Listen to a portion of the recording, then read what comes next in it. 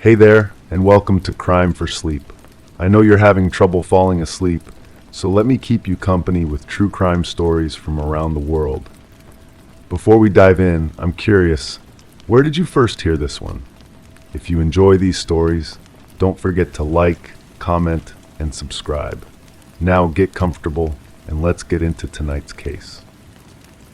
Crime 1, I moved the fridge to clean and found a small drill hole in the wall just large enough to peer through. Inside was darkness but also movement. Someone had carved out a shallow niche, smooth and precise. I shined a flashlight inside and saw multiple fingerprints, faded and smudged. Beneath them lay a scrap of fabric with a childish drawing and marker. I haven't let anyone near the appliance since. I don't know how long that niche has been there or what it was used to watch. But every time I grab a snack, I feel eyes on me from behind. The fabric felt wrong in my hands, too soft, too familiar. The drawing showed stick figures holding hands under a yellow sun, the kind a child makes with trembling fingers. Purple marker had bled through the material, creating dark stains that resembled bruises. I placed it carefully in a plastic bag, the way I'd seen investigators do on television shows. My landlord claimed ignorance when I called. His voice carried that particular strain of someone trying too hard to sound casual. He mentioned the previous tenant had lived here for several years, a quiet woman who kept to herself. When I pressed for details, he became evasive, mentioning only that she'd left suddenly without providing proper notice. I started documenting everything. The hole measured exactly 3 inches in diameter, carved with professional precision. The edges showed tool marks from what appeared to be a specialized drill bit. Someone had taken considerable time to create this viewing point, smoothing the interior walls until they felt almost polished under my fingertips. The fingerprints troubled me most. They weren't random smudges but deliberate impressions, as if someone had repeatedly pressed their hands against the walls while peering through. I counted at least 7 distinct sets, varying in size. Some belonged to adult hands, others seemed smaller, more delicate. I began researching the building's history through public records. The structure had housed dozens of families over the decades, each leaving their own traces. But one name kept appearing in police reports from several years back. A woman who had filed multiple complaints about feeling watched, about strange sounds coming from within the walls. Her reports were dismissed as paranoid delusions by the responding officers. The case files, which I obtained through a records request, painted her as unstable, possibly suffering from surveillance anxiety. Yet reading between the lines, I noticed inconsistencies in the official narrative. She had described hearing drilling sounds at night, vibrations that seemed to come from behind her kitchen wall. The exact location where I now stood, staring at evidence of her claims. The complaint stopped abruptly after 6 months, coinciding with her sudden departure from the building. I contacted the investigating officer, now retired, who agreed to meet at a coffee shop downtown. His hands shook slightly as he stirred his drink, and his eyes avoided mine when I mentioned the previous tenant's name.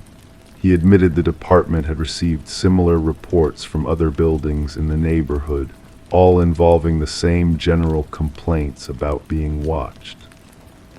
The pattern was always identical. Residents would report feeling observed in their homes, followed by the discovery of small holes or gaps in walls.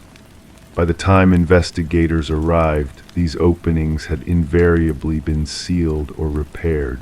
Without physical evidence, the cases were classified as unfounded. But this officer had kept personal notes, details omitted from official reports. He described finding construction tools in dumpsters behind several of the buildings, always pristine despite being discarded. Security footage from neighboring properties showed a maintenance worker entering buildings at unusual hours, though no work orders existed for those visits.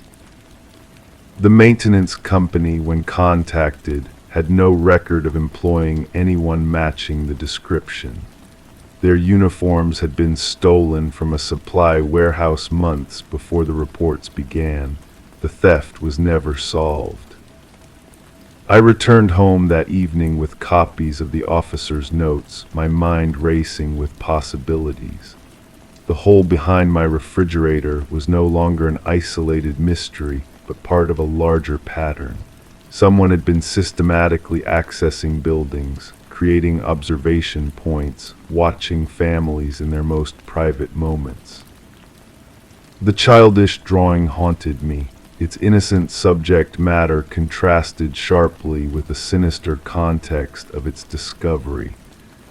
I wondered if it belonged to a previous victim, a child who had unknowingly been observed through that carefully crafted opening. I began sleeping with a chair propped against my bedroom door.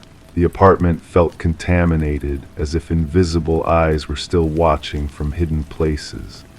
I searched every wall, every corner, looking for additional holes or modifications. The paranoia was consuming, but I couldn't shake the feeling that my discovery was only the beginning. Late at night, I would hear subtle sounds from within the walls, soft scratching like fingernails against wood. Sometimes I detected the faint odor of sawdust, as if someone were still working behind the plaster, but when I pressed my ear against the surface, the sounds would cease. I hired a contractor to examine the entire apartment. He found 3 additional holes, each sealed with putty that hadn't fully hardened. The work was recent, suggesting someone had been actively monitoring my investigation. The contractor's face grew pale as he realized the implications. He recommended I contact the authorities immediately, but I hesitated. The retired officer's notes had made clear how previous reports were handled. Without catching the perpetrator in the act, I would likely be dismissed as another paranoid resident. Instead, I decided to wait and watch. If someone was still accessing these buildings, still creating new observation points, I would document everything. The fabric with the childish drawing remained in my possession, a reminder of the vulnerable people who had suffered before me. The investigation had become personal. Someone in this neighborhood was preying on residents, violating their privacy in the most intimate way possible. The authorities had failed to stop them, but I wouldn't let the pattern continue. I sealed the hole behind my refrigerator with metal sheeting, but the unease remained. Every creak of the building, every unexpected sound sent chills down my spine. I had uncovered something dark and systematic, but the perpetrator remained hidden in plain sight. The truth felt close yet impossibly distant.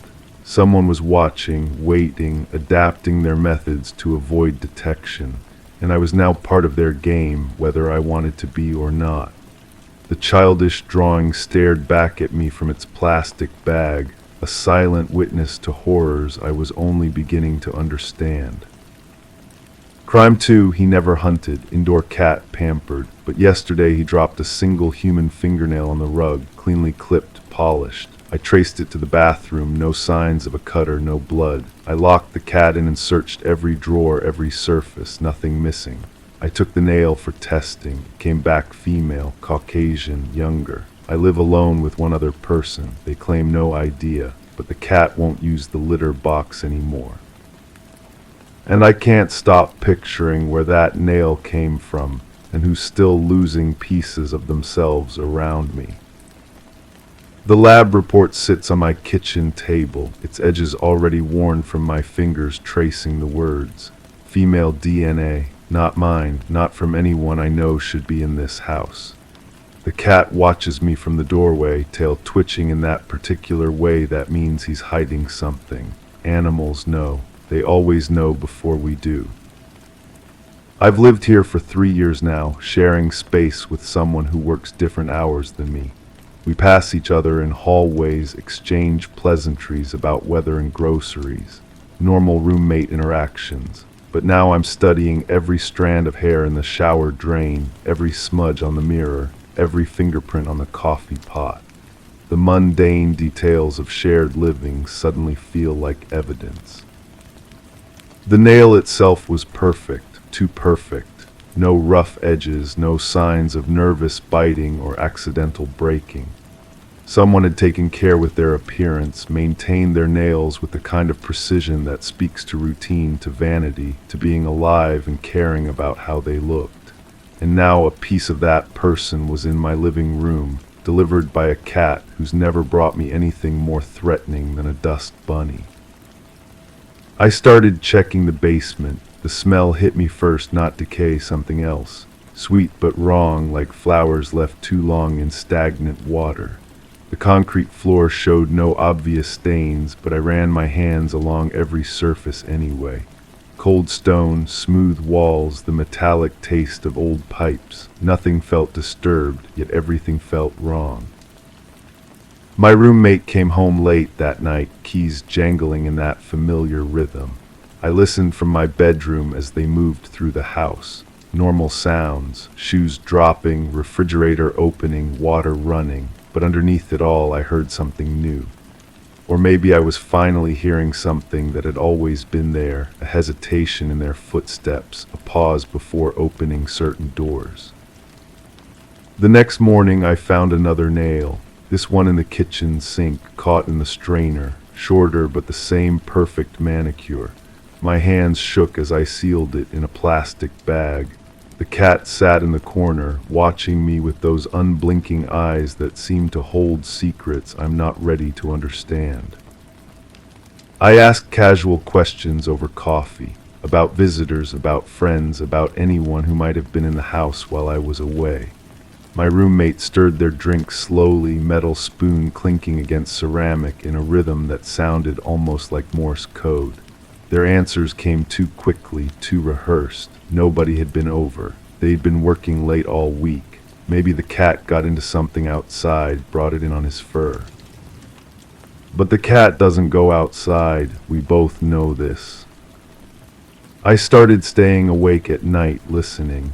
The house breathes differently in darkness. Pipes settle, floorboards creak, walls expand and contract with temperature changes. But between these natural sounds I heard others. Soft scraping, like something being dragged across wood. The whisper of plastic bags. The gentle thud of something heavy being moved with care. The third nail appeared in my bedroom, tucked under the corner of my pillow. I woke up with it pressed against my cheek, its smooth surface warm from my skin. This one was different, longer, with a small chip near the cuticle.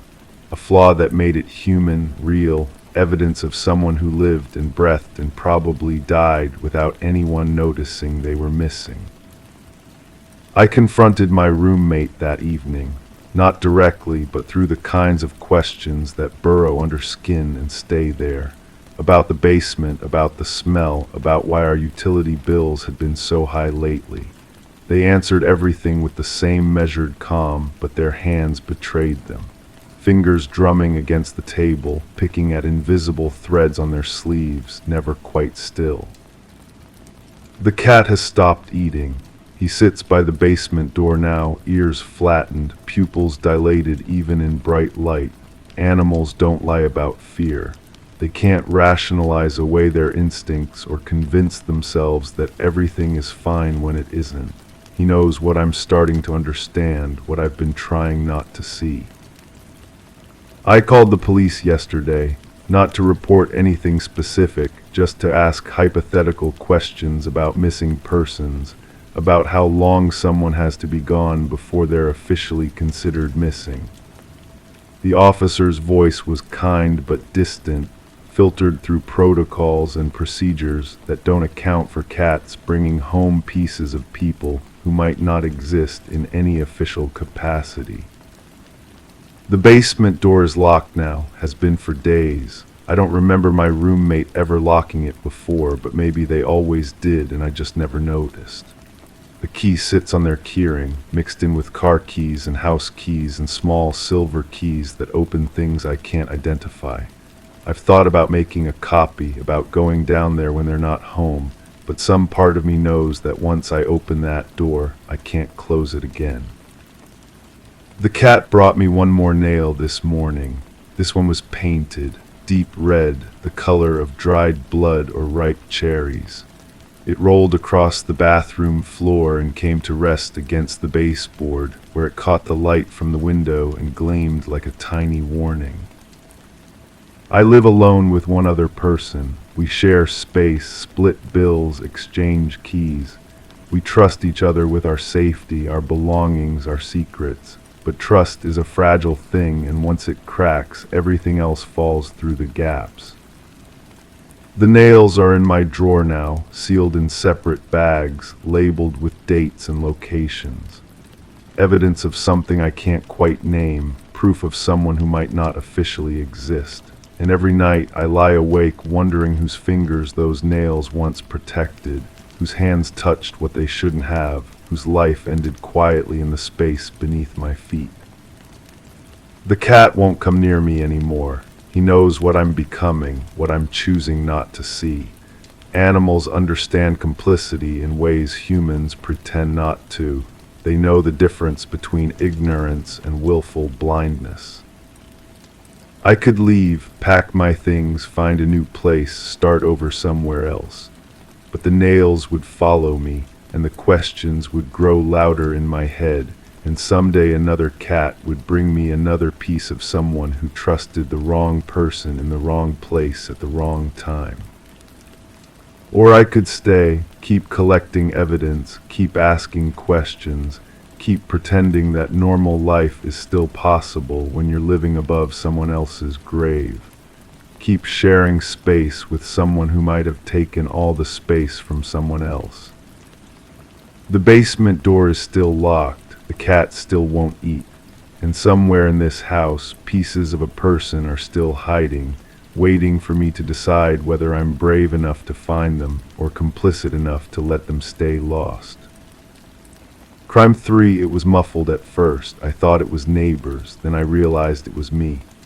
Words I didn't remember saying, admissions of guilt, soft confessions. I pressed my ear to the plaster, listened. It responded, quieter but still mine. I tested it, calling my name, my voice answered. I tore into the drywall, exposed wiring, insulation, nothing. I moved rooms, it followed. Now I hear private memories, mistakes, whispers of shame, but I never said them, not out loud. Except now I have, and I can't decide whether to look for the speaker or the secret. The voice started talking about her again. The woman who used to live upstairs, the one who disappeared. My voice telling someone about the bruises I'd seen on her arms, the way she'd flinch when footsteps approached her door. I'd never spoken those words to anyone. I'd kept them locked inside, another bystander's guilt eating at my conscience. But here was my voice, crystal clear through the walls, confessing to someone I couldn't see, admitting I'd done nothing. Admitting I'd been afraid. I grabbed my phone, started recording. The voice stopped. The walls went silent. I waited, holding my breath, but it was gone, like it knew I was trying to catch it, like it was watching me watch it. The police file was thin, missing person case they called it. The woman upstairs had simply vanished. No signs of struggle, no evidence of foul play. Her belongings were still there, rent paid up for months. Her boyfriend claimed he'd been out of town. Neighbors said they'd heard arguing, but nothing unusual for that couple. I'd been one of those neighbors. I'd given my statement, told them about the raised voices, the footsteps at odd hours, but I'd left out the important parts. The times I'd seen her in the hallway, makeup not quite covering the marks. The way she'd smiled too quickly when I asked if she was okay. The locked door I'd passed without knocking. My voice from the walls knew all of it. The apartment building was old, converted from a Victorian house. The walls were thin, the plumbing ancient. Sound carried strangely through the structure. I'd heard conversations from floors away, water running in distant pipes, the building settling like old bones, but this was different. This was my voice, speaking my thoughts, confessing my failures. I started keeping a journal, writing down everything the voice said. My handwriting grew shaky as I transcribed my own words, admissions I'd never made. The voice knew about the package I'd found outside her door, the one I'd left there instead of knocking.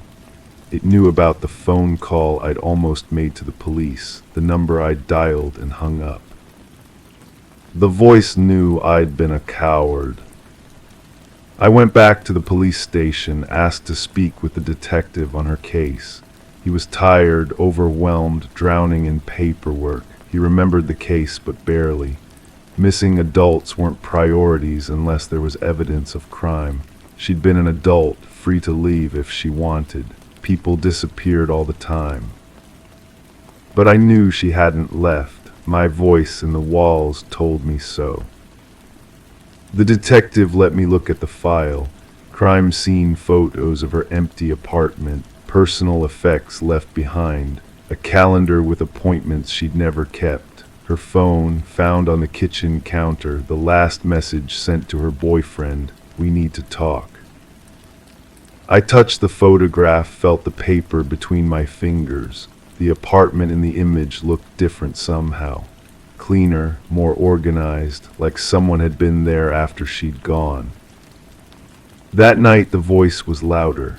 It spoke about the sound of footsteps on the stairs, the way they'd pause outside her door before continuing up, about the smell of bleach that had lingered in the hallway for weeks after, about the boyfriend who'd changed his story 3 times about when he'd last seen her. My voice speaking truths I'd observed but never connected, never wanted to connect. I climbed the stairs to her floor, stood outside her door. The new tenant had moved in months ago, a quiet man who worked nights. The hallway still smelled faintly of fresh paint. I pressed my ear to the wall, listened, nothing. But when I returned to my apartment, the voice was waiting. It told me about the night she'd screamed, the night I'd turned up my television instead of calling for help, the night I'd convinced myself it was just another argument, just another fight that would blow over. The night she'd stopped screaming. I called the detective again, told him about the bleach smell, the cleaned apartment, the boyfriend's shifting timeline. He listened patiently, took notes, asked if I had any evidence beyond my suspicions. I didn't, just a voice in the walls that sounded like my conscience.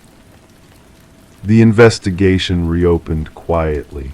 They found microscopic traces of blood in the grout between her bathroom tiles, blood that had been scrubbed away but not completely erased.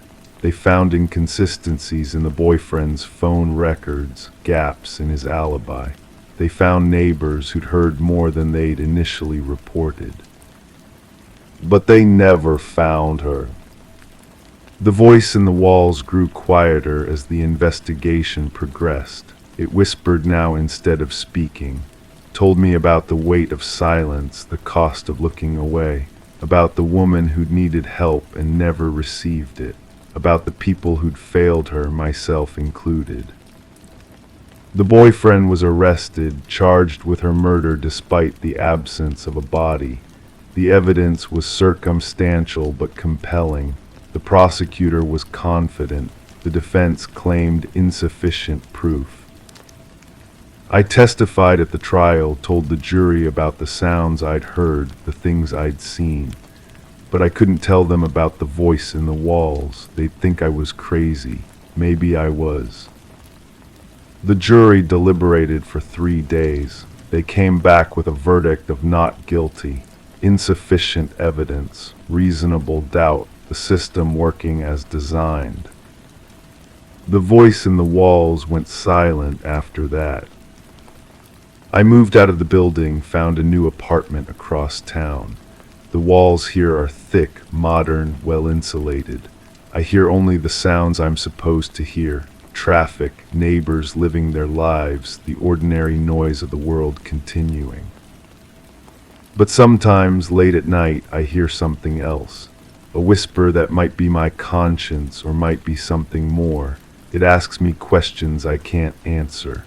About the woman upstairs, about the man who walked free, about the truth that lives in the spaces between what we know and what we can prove.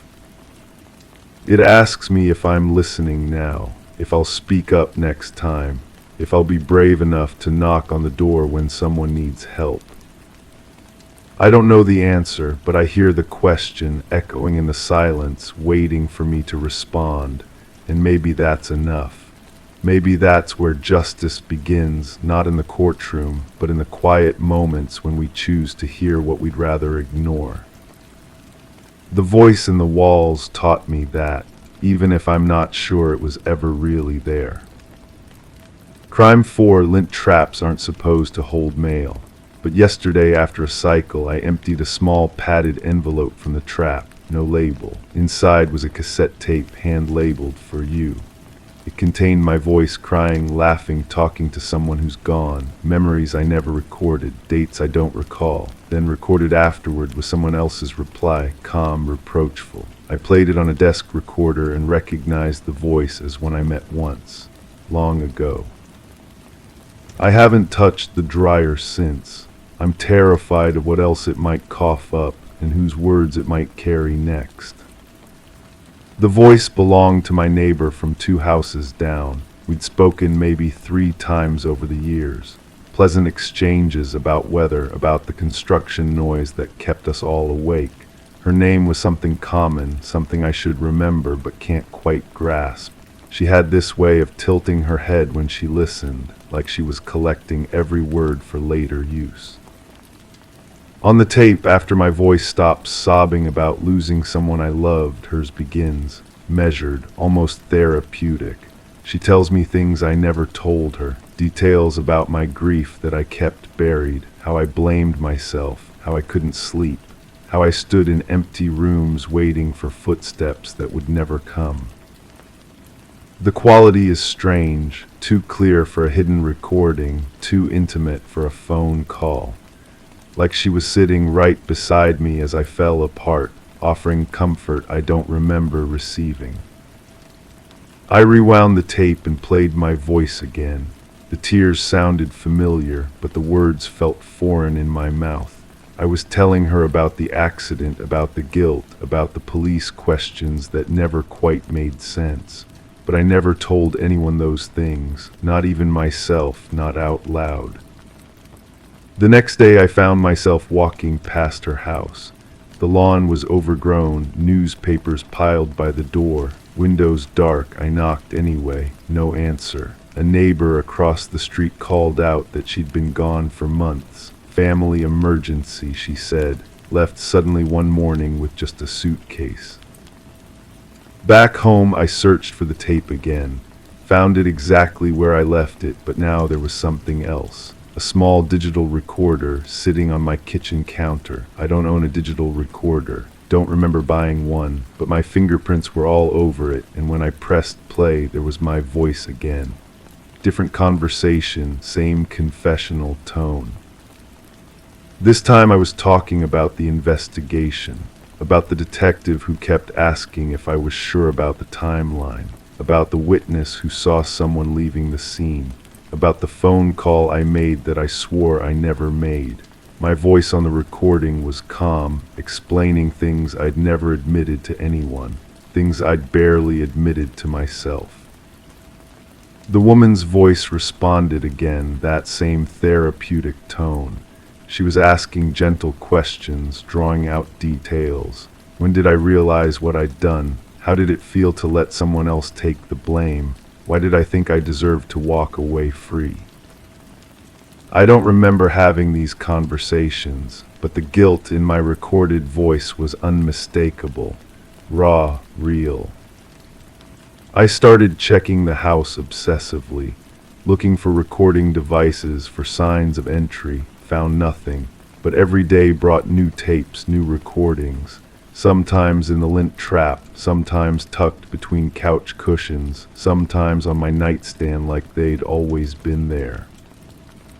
The conversations grew more detailed. My voice described things I'd forced myself to forget. The moment of impact, the split-second decision to leave, the lies I told the police, the way I watched the news coverage, knowing they'd arrested the wrong person, the relief I felt when the case went cold. Her voice remained constant, patient, understanding, never judgmental, always probing deeper. I drove to the police station twice, tape recorder in hand. Both times I sat in the parking lot until the building closed. The recordings felt like evidence, but evidence of what? Conversations I didn't remember having with someone who was no longer there. My own voice confessing to crimes I'd buried so deep I'd convinced myself they were dreams. The latest tape was different, just her voice, no longer responding to me. She was talking to someone else, someone who sounded younger, frightened. She was asking the same gentle questions, drawing out the same kinds of confessions. A hit and run, a cover-up, a life destroyed by silence. At the end, she whispered something that made my blood freeze. She said she collected stories like mine. That guilt always finds a way to speak, even when a conscious mind refuses. That she'd been gathering these confessions for years, waiting for the right moment to let them see daylight. I don't know if she's real or if I'm losing my mind. I don't know if the tapes are memories or fabrications. But I know that somewhere in this house, my shame is speaking in my own voice, telling truths I never meant to tell. The dryer is running now. I can hear the familiar tumble, feel the vibration through the floor. Part of me wants to check the lint trap to see what new secrets it might hold. But mostly I'm terrified of what I might find and whose voice might be listening when I finally decide to speak. Crime 5, it wasn't there when I moved in or it was hidden, but I spotted a joint in the floor near the living room rug. I pried it with a flat bar and opened a chamber 5 inches deep. Inside was an old toy box, bright paint peeling. Inside, dozens of dolls missing limbs, pajama scraps, kids' shoes, none recent. But each item was etched with a single word, fear, goodbye, lost. I bolted the hatch closed and sat on the couch trembling. I don't know who buried that box or why. But the sense of something watching me while I sat there that hasn't left. The house came cheap, too cheap. The realtor had nervous fingers, kept touching her necklace when she showed me the basement. Said the previous owner left suddenly. Family emergency. But the dust patterns on the shelves suggested otherwise. Things had been moved deliberately, not hastily packed. I started noticing the smell during my second week. Sweet, cloying, like forgotten birthday cake mixed with something medicinal. It seemed strongest near the living room where I'd found the hidden compartment. I checked the pipes, the vents, even lifted corners of the carpet. Nothing. The neighbor across the street watched me through her kitchen window. Every morning, same spot, same vacant stare. When I waved, she disappeared behind her curtains. I decided to introduce myself. She answered the door with the chain still attached, eyes darting past me toward my house. "You shouldn't have moved in there," she whispered. Her voice carried the weight of someone who'd been holding secrets too long. "The family before you, they had a little girl, beautiful thing, used to play in the yard every afternoon." I asked what happened to them. One day she just stopped coming outside. Then the parents started acting strange, wouldn't make eye contact, kept their curtains drawn. The mother used to work in the garden, but she stopped that too. Started leaving toys on the porch instead, like she was expecting someone. The woman's hands shook as she spoke. Then they were gone, middle of the night, left everything behind. Even the girl's bicycle was still in the driveway the next morning, training wheels and all. I pressed for more details, but she closed the door. The chain rattled as she secured it again. Back home, I couldn't shake the image of that bicycle. I searched the garage, the basement, even the attic. No children's belongings anywhere. Yet someone had carved those words into toy after toy and buried them beneath my floor. I called the previous owner's number from the real estate paperwork. Disconnected. I tried the property management company. They said the family had provided no forwarding address, just packed and left. The representative's voice carried a practiced neutrality, like she'd answered these questions before. That night I heard something, not footsteps exactly, but a rhythmic tapping, like someone bouncing a ball against the basement wall. I grabbed a flashlight and investigated. The basement was empty, but the tapping continued. It seemed to be coming from inside the walls themselves. I found the source behind the water heater, a small cavity just large enough for a child to crawl into. The space was lined with old blankets and smelled of that same sweet medicinal odor. On the floor, a single crayon worn down to nothing. The realization hit me like cold water. Someone had been hiding down there. A child had made this space their refuge, their hiding place. But from what or from whom? I started researching the property records. The house had changed hands 6 times in the past decade. Each family had children when they moved in. Each family left without explanation. The pattern was consistent, disturbing. I interviewed the mailman, the delivery drivers, anyone who might have observed the previous residents. Their stories aligned. Happy families moving in, then gradual isolation, then sudden departure. Always the same progression. The mailman remembered details that chilled me. The little girl stopped coming to the door for packages. Her mother would meet me at the curb instead, always looking over her shoulder. Asked me once if I'd seen anyone watching the house. I hadn't, but something about the way she asked made me start paying attention. He paused, choosing his words carefully. After that, I did notice things. Curtains moving when no one should be home. The garage door opening and closing at odd hours. Once, I swear I saw a face in the basement window, but when I looked again, it was gone. I spent the next few days documenting everything. The carved words, the hidden spaces, the testimonies. The evidence painted a picture of systematic terror, but terror inflicted by whom? The previous owners, an outside force, or was I missing something fundamental about the nature of the threat? The breakthrough came when I found the recording device.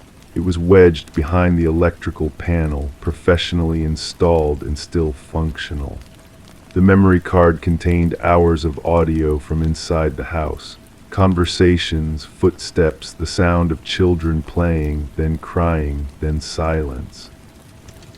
But the most disturbing recordings were of voices I didn't recognize. Adult voices whispering instructions, making promises that sounded like threats. The quality was poor, but the intent was clear. Someone had been monitoring the families, manipulating them, driving them away. I confronted the neighbor again. This time her composure cracked completely.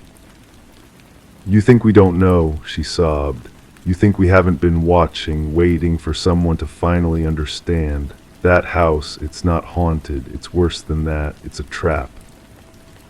She revealed the truth that everyone in the neighborhood had been hiding. The house was being used as a testing ground, a place where someone or several someones experimented with psychological manipulation. Families were selected, monitored, then systematically terrorized until they fled. The recordings, the hidden cameras, the planted items, it's all part of some sick research project. We've called the police, the FBI, anyone who would listen. But there's never enough evidence, and the families are too traumatized to cooperate. The neighbor's revelation should have provided closure, but it only deepened the mystery. Who was conducting these experiments? What was the ultimate goal? And why had they allowed me to discover their methods? I realized then that my investigation itself might be part of the experiment. Perhaps I was meant to find the toy box, meant to uncover the truth. Perhaps I was the latest subject in their twisted research. The house around me felt different now, charged with unseen observation. Every creak of the floorboards, every shadow that moved wrong, every silence that lasted too long, all of it took on new meaning. I should leave, I should pack my belongings and disappear like all the others. But something keeps me here, rooted in place by a combination of stubborn curiosity and growing dread. Maybe that's what they're studying, the point at which fear transforms into obsession, the moment when a person chooses to stay despite knowing the danger. The toy box remains hidden beneath my floor, its contents a testament to innocence corrupted and childhood stolen. I've added my own item to the collection, a small recorder containing everything I've learned. If I disappear like the others, maybe the next resident will find it and understand what this place really is. But as I write this, I'm beginning to suspect that there won't be a next resident. The experiment has evolved, and I'm no longer just a subject. I'm becoming something else entirely, a collaborator, a guardian, a keeper of secrets. The watching sensation hasn't left me. If anything, it's grown stronger. But now I'm not sure if I'm being observed or if I'm the one doing the observing. The line between victim and perpetrator has blurred beyond recognition. And somewhere in the walls of this house, in the spaces between truth and deception, the real horror continues its patient work. Crime 6, I keep reusable bags in the trunk. Yesterday, one contained a printed note, "You forgot me." I didn't recognize the handwriting. I tossed it once, twice. Today there was another, "I saw you." Inside the bag was a Polaroid of my front door folded. I took the photos to my car only to find more in each bag, my groceries untouched, just these notes. "Stop hiding. I'm here. I live openly, no secrets, but whoever does this knows too much." And I haven't left my bags in the car since. The paper feels familiar between my fingers, not the smooth, glossy kind from printers, but something rougher.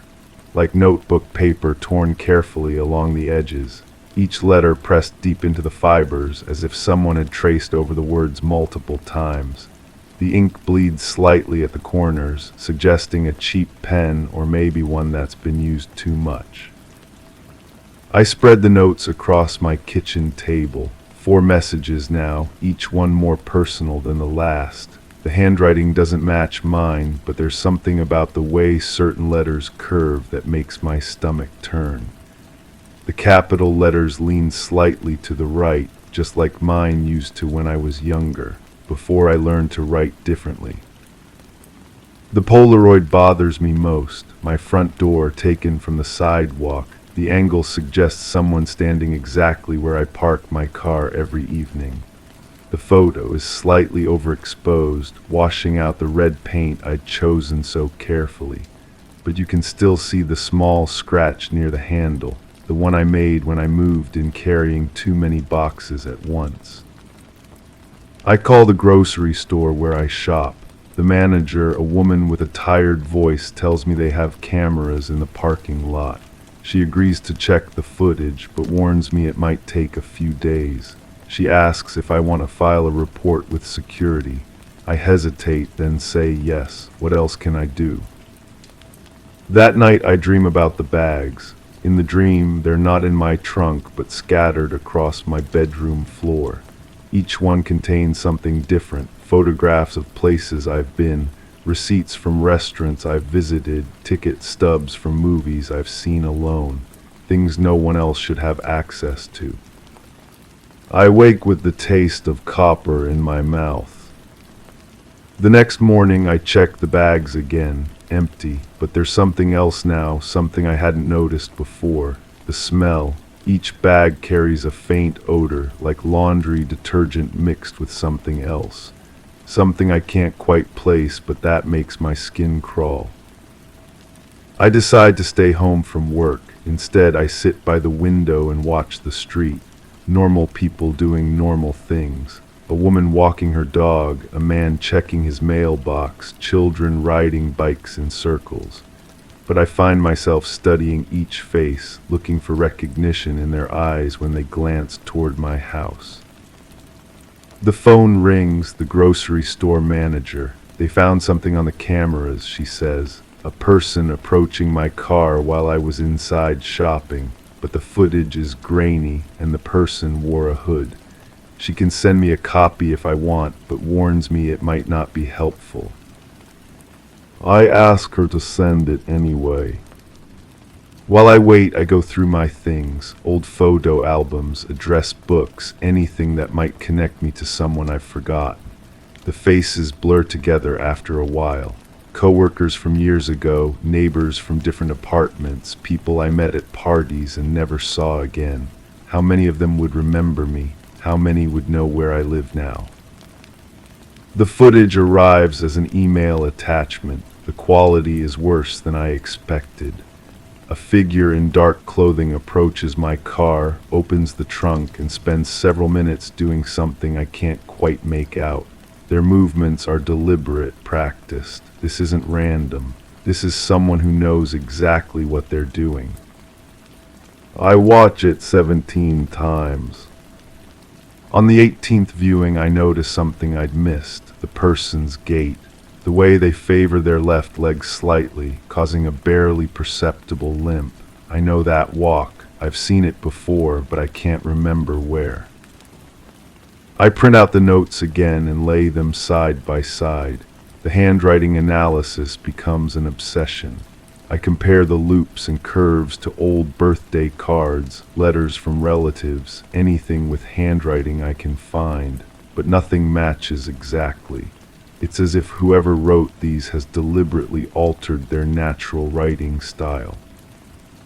The fourth note said I'm here, present tense, not I was here or I will be here, present, as if they're still close by, still watching.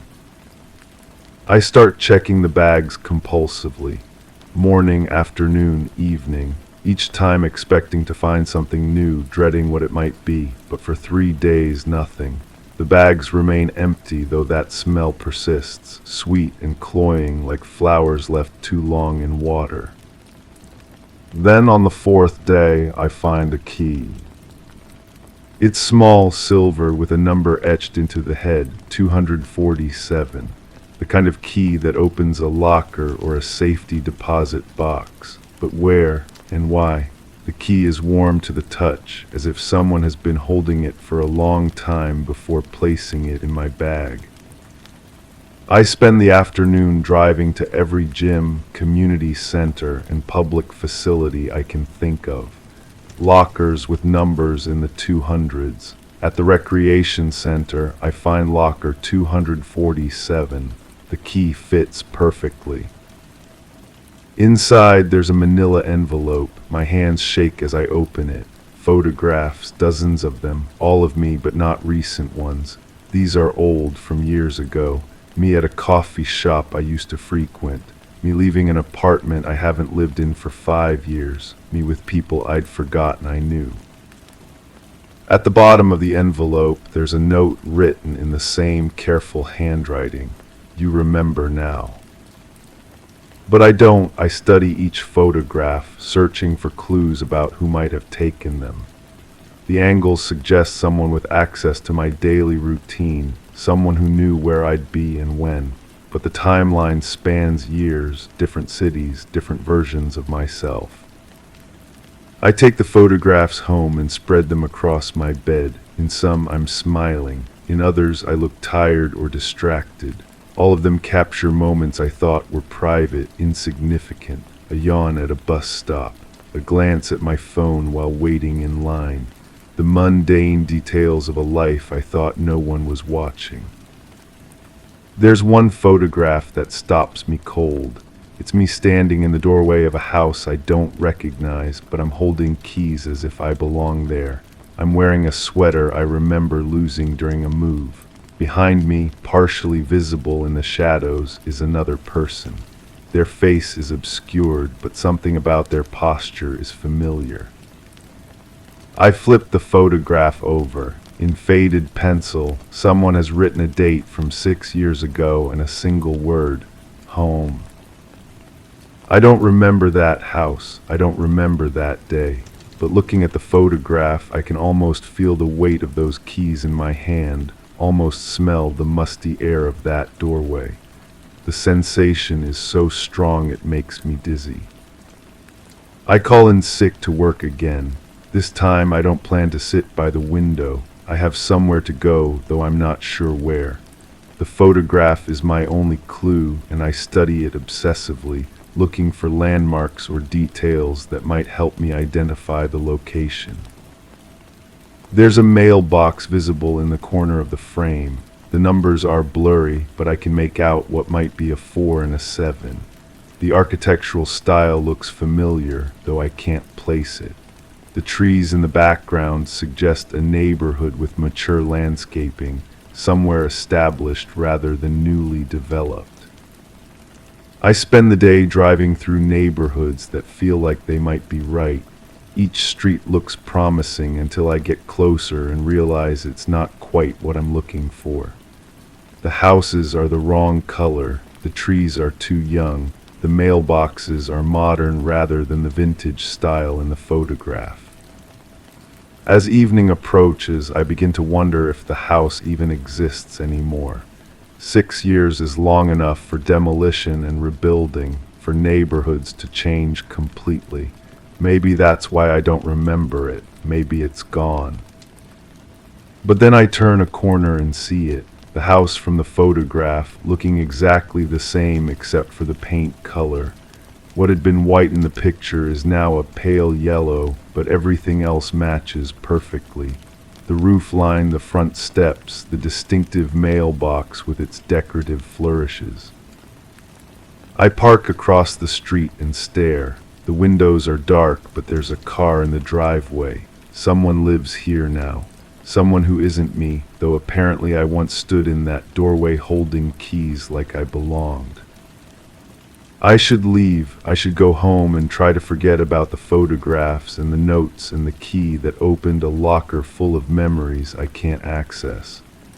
But instead, I find myself walking across the street, approaching the front door, raising my hand to knock.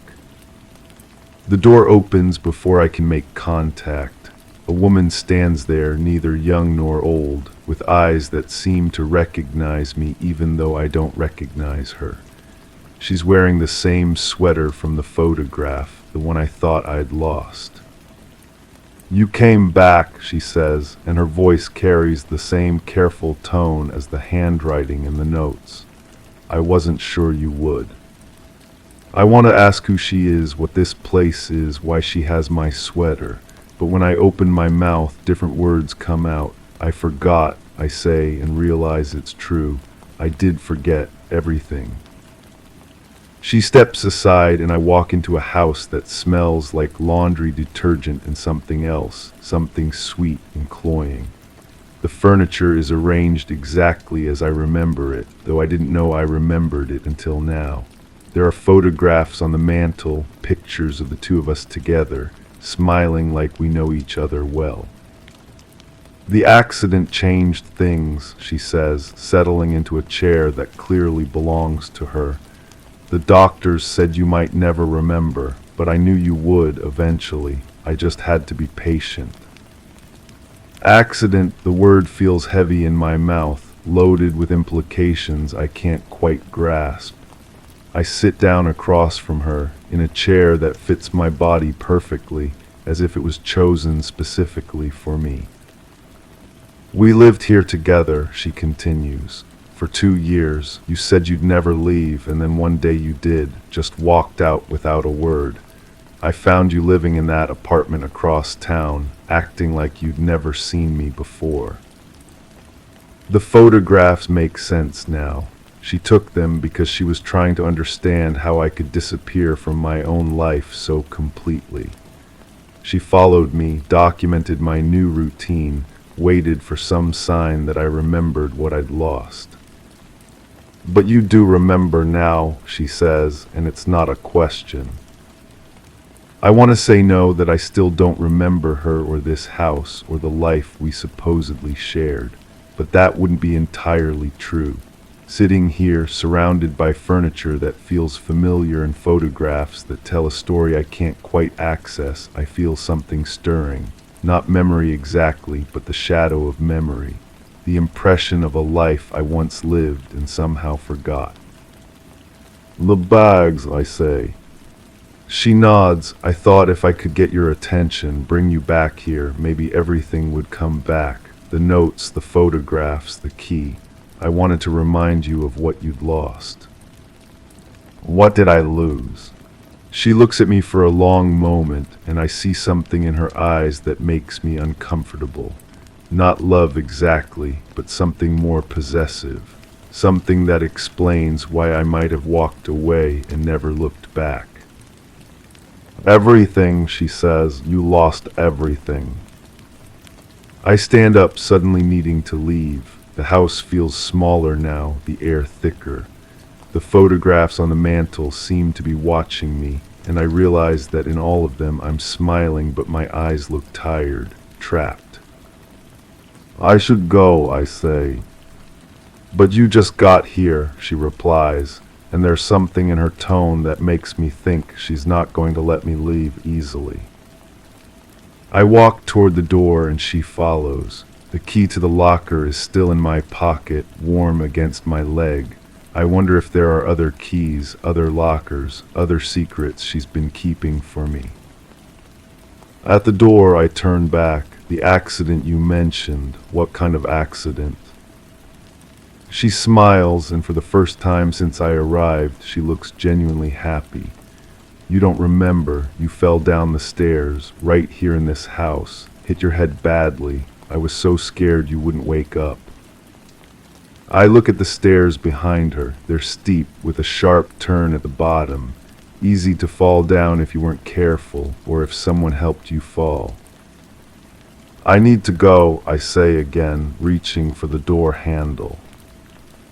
"Of course," she says, "but you'll be back. You always come back." I walk to my car without looking behind me. My hands are shaking as I start the engine.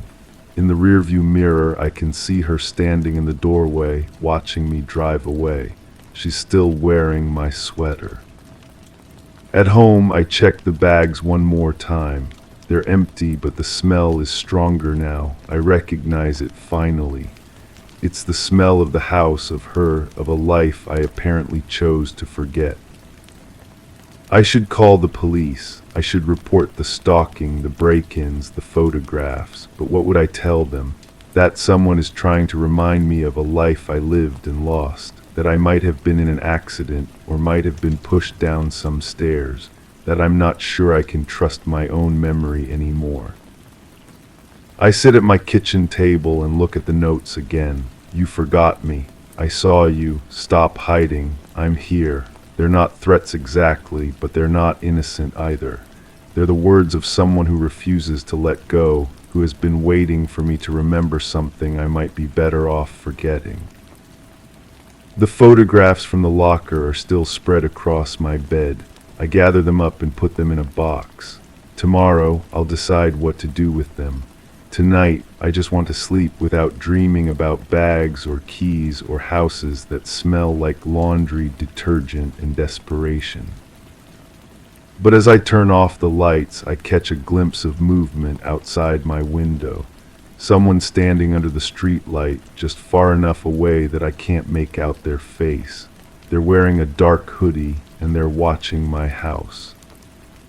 I close the curtains and triple-check the locks. The bags are still in my trunk, but I don't plan to use them anymore. I don't plan to go back to that house, or to see her again, or to try to remember what I've apparently worked so hard to forget. But as I lie in bed, listening to the sounds of the night, I can't shake the feeling that forgetting might not be a choice I get to make twice. Crime 7, I bought a second-hand office chair and took it downstairs. For no reason, I sat in it and felt watched. I noticed the seat was turned toward a blank cinder block wall. I spun it to face me, comforted. When I returned upstairs, I felt compelled to check again, and it had rotated back. I locked it against the wall. Next morning, it was again facing inward, center staged. I disassembled it, tore into the frame. Inside were notes carved upside down, turn back, don't look. Now I'm sleeping upstairs, and I still feel the chair watching, waiting for me to come down. The chair came from an estate sale 3 blocks from my house. The woman running it barely looked up when I asked about it. Her fingers drummed against the card table, and she quoted a price so low I wondered if she was trying to get rid of it. The fabric was worn but clean. The mechanism still worked perfectly. I loaded it into my car and drove home, already planning where it would fit in my basement office. What I didn't expect was the way it felt to sit in it. The cushion had a depression shaped by someone else's body. When I settled into it, my spine aligned perfectly with grooves I hadn't noticed before. The chair held me like it remembered its previous owner. I spun it around to face my desk, but something made me pause. The way it had been positioned when I brought it down, facing that blank wall, seemed deliberate, intentional.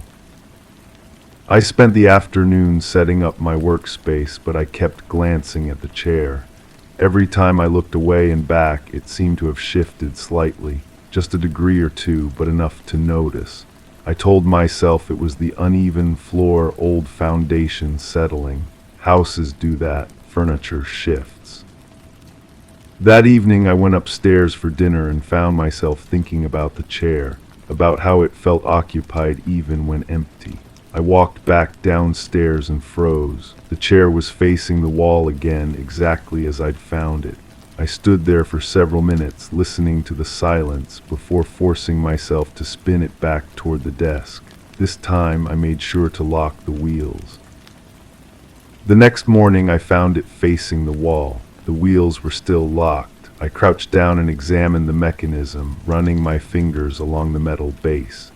No obvious damage, no reason it should move on its own. But as I knelt there, I noticed something else. Scratches in the concrete floor, subtle but unmistakable, curved lines that traced the chair's rotation pattern.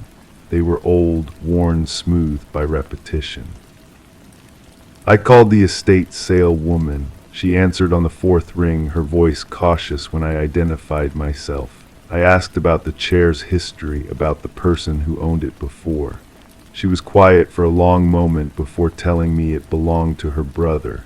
He'd worked from home, spent most of his time in his basement office. She said he'd died recently, and when I pressed for details, she hung up.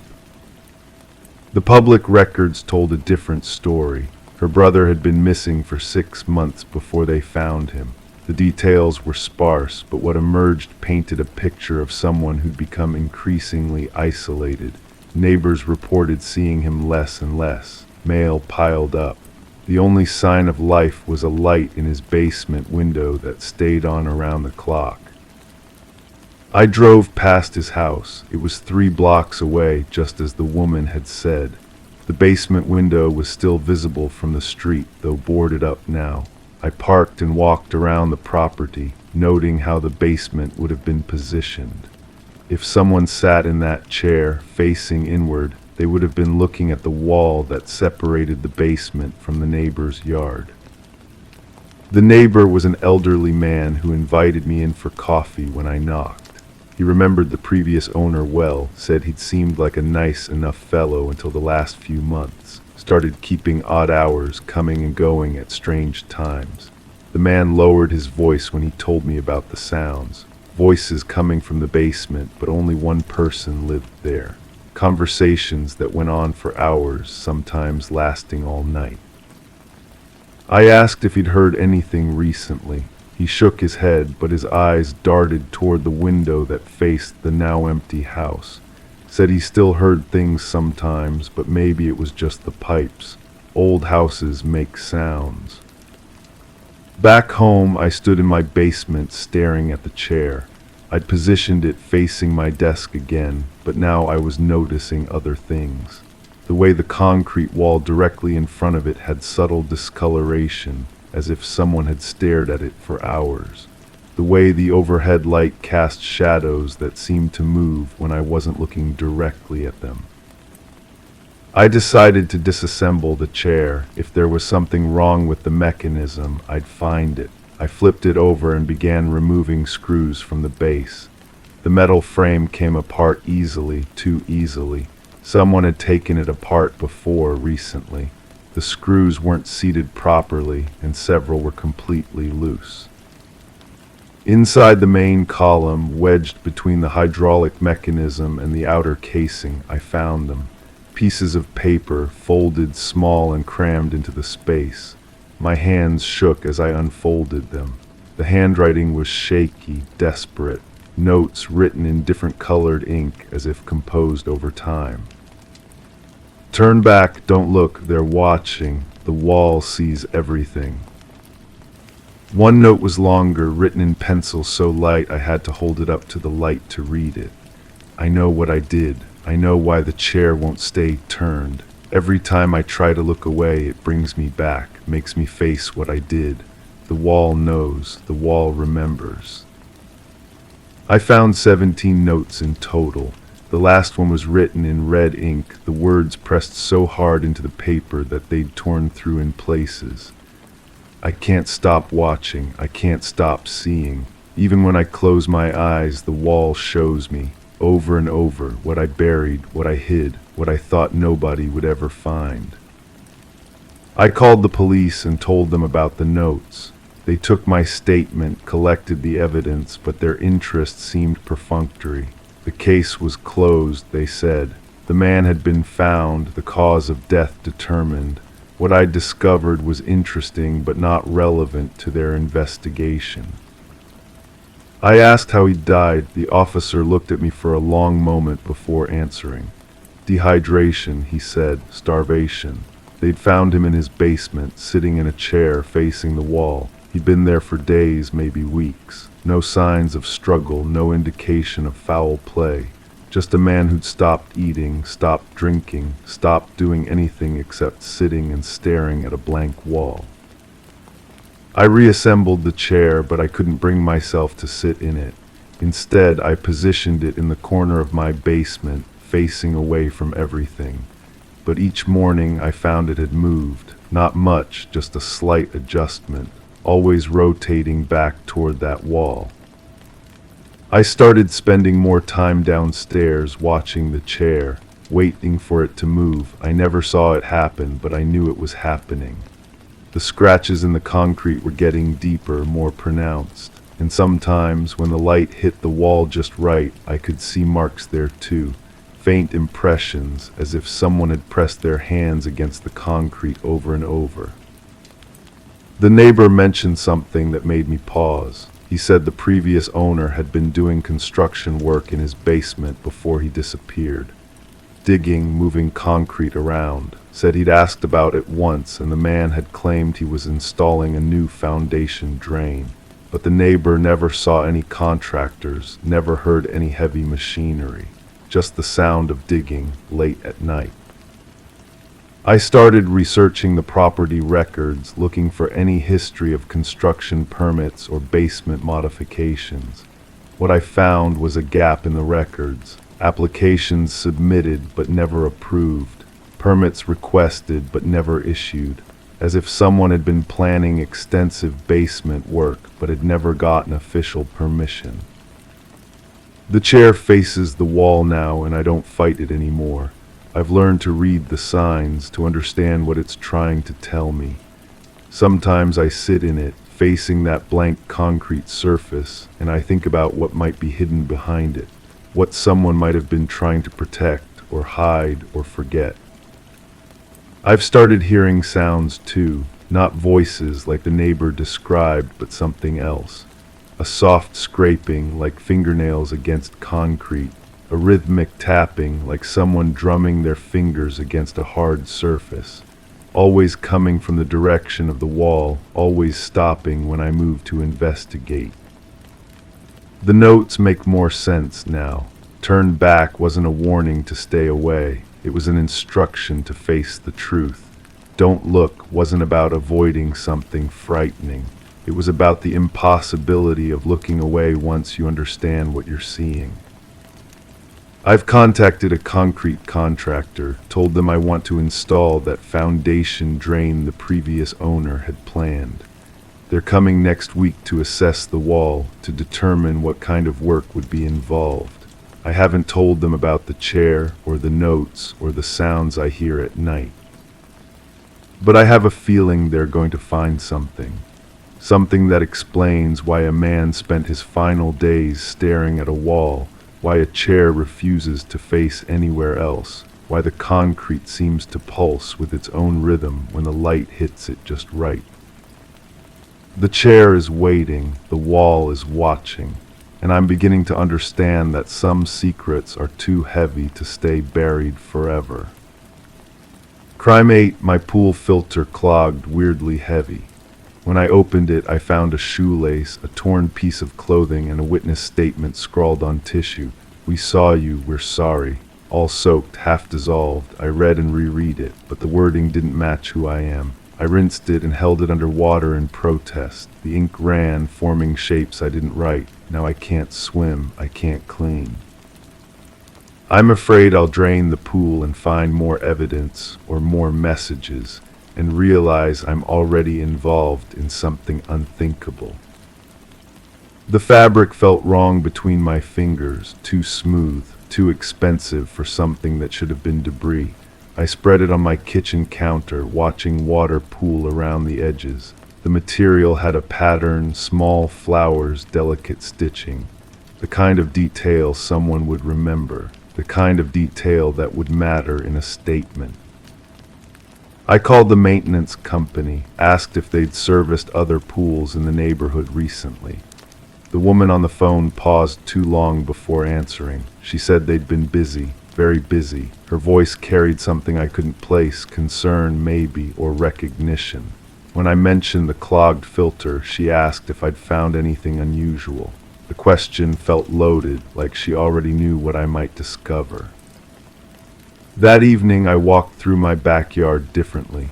The pool looked innocent under the porch light, but I found myself studying the surrounding fence. The gate latch showed fresh scratches. Someone had been here. Someone had used my pool as a place to dispose of something, or someone had been watching from the water, writing messages they never intended to deliver. I checked the security cameras I'd installed after the break-ins in the neighborhood. The footage from 2 nights ago showed nothing unusual until I slowed it down. A shadow moved across the pool area, too large to be an animal, too deliberate to be wind. The timestamp read just past midnight, but the figure appeared for only 3 frames before disappearing, like they knew exactly where the camera's blind spots were. The next morning I found myself at the local laundromat, asking the owner if anyone had come in recently looking distressed. Had anyone mentioned losing clothes or needing to clean something urgently? The man behind the counter studied my face carefully. He said people came in all the time with stories. Most of them were running from something. Some were running toward something worse. I brought the tissue paper to a forensics expert I'd found online. She worked freelance, mostly insurance cases. When she saw the message, her expression shifted. She said the handwriting showed signs of distress, pressed too hard, letters formed under pressure. But something else caught her attention. The paper itself was expensive stationery, the kind used for official correspondence, not something someone would grab to write a desperate message. The expert asked if I'd considered that the message might not be about me at all. Maybe I'd become an accidental recipient of someone else's confession. Maybe my pool filter had caught evidence from a crime I never witnessed. Or maybe the message was planted, designed to make me question my own involvement in something I'd forgotten or repressed. I started paying attention to my neighbors differently. The woman who walked her dog past my house every morning avoided eye contact now. The man who lived 3 houses down had stopped mowing his lawn. Their routines had changed around the same time I'd found the evidence, like they were all waiting for something to happen. I researched missing persons cases in the area, found reports that had been filed and quietly closed, cases where the investigation had stalled because witnesses were unreliable or evidence was contaminated. I printed the reports and spread them across my dining table. Each case had gaps, missing hours, conflicting testimonies, physical evidence that didn't match the official story. One case stood out, a woman who disappeared while walking home from work. Her statement to police had mentioned seeing something suspicious in a residential pool area. She'd been planning to file a formal report the next day. That was 3 weeks ago. The investigation had been suspended due to lack of evidence, but her description of the location matched my backyard perfectly. I called the detective assigned to the case. He was reluctant to discuss details, but when I mentioned the witness statement I'd found, his tone changed. He asked if I'd be willing to come in for questioning. Not as a suspect, he assured me, just to help clarify some inconsistencies in the timeline. His word choice felt deliberate. Inconsistencies suggested they already knew more than they were sharing. The night before my appointment, I couldn't sleep. I kept thinking about the handwriting expert's observation, the expensive stationery, the careful wording. We saw you, we're sorry. The plural pronoun bothered me most. Who was we, and why were they apologizing? I found myself standing by the pool in the dark, staring at the water. The filter hummed quietly, processing whatever debris had accumulated during the day. I thought about draining the entire pool, searching every corner for more evidence, but I was afraid of what I might find, afraid that more messages were still down there waiting. Messages that would force me to confront the possibility that I wasn't just a random victim of someone else's crime. The reflection on the water's surface showed my face, but it looked different somehow. Like I was seeing myself through someone else's eyes, through the eyes of someone who'd been watching, someone who'd been sorry about what they'd witnessed but had documented it anyway. I realized then that the message wasn't just evidence of a crime, it was a confession. And I was no longer sure whether I was the one who'd found it or the one who'd written it. Crime 9, I don't live in an old house. The walls are drywall and studs. Still, I often think I hear murmurs from within them, just barely audible. I pressed against the plaster and closed my eyes, listened. A rasp, a confession I never voiced. I pressed again, an apology I thought I'd buried. I smashed a section of wall open. No speakers, no hidden tech, just hollow space, but the whispers didn't stop. I taped up the hole, replaced the panel. Last night I heard a murmur through the taped seams. My own voice again, but unfamiliar. Maybe it's memory, maybe it's something much darker. The first recording arrived on a Tuesday. Someone had slipped it under my door while I was at work, a small digital recorder, the kind journalists use. I held it in my palm, feeling its weight. The plastic was warm, as if it had been clutched in someone's hand for hours. I pressed play. My voice filled the room, not exactly my voice, but close enough to make my skin crawl. The recording was grainy, distorted, but I could make out fragments. Words I remembered saying, words I wished I'd never said. The voice spoke about the neighbor's dog, how it barked through the fence. How the barking stopped after that weekend when the rain came down hard and the yard flooded. I turned off the recorder. My hands were shaking. I'd never owned a device like this. I'd never recorded myself talking about that dog. But somehow, someone had captured my thoughts, my private moments of frustration. The moments when I'd wondered if the world might be quieter without certain sounds. The second recording came 3 days later. Same method, same anonymous delivery. This time the voice discussed the woman who lived across the street, the one who used to wave from her window every morning. The voice described her routine, her patterns, her vulnerability. It spoke with my inflection, my pauses, my particular way of choosing words when I thought no one was listening.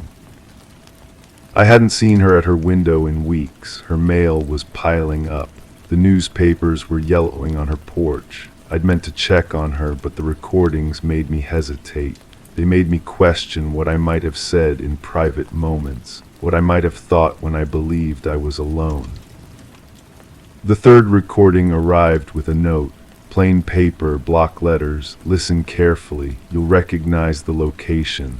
I sat in my kitchen, staring at the recorder. The coffee in my mug had gone cold. I could smell something faint and metallic in the air, like old pennies or rust. This recording was different, cleaner, more recent.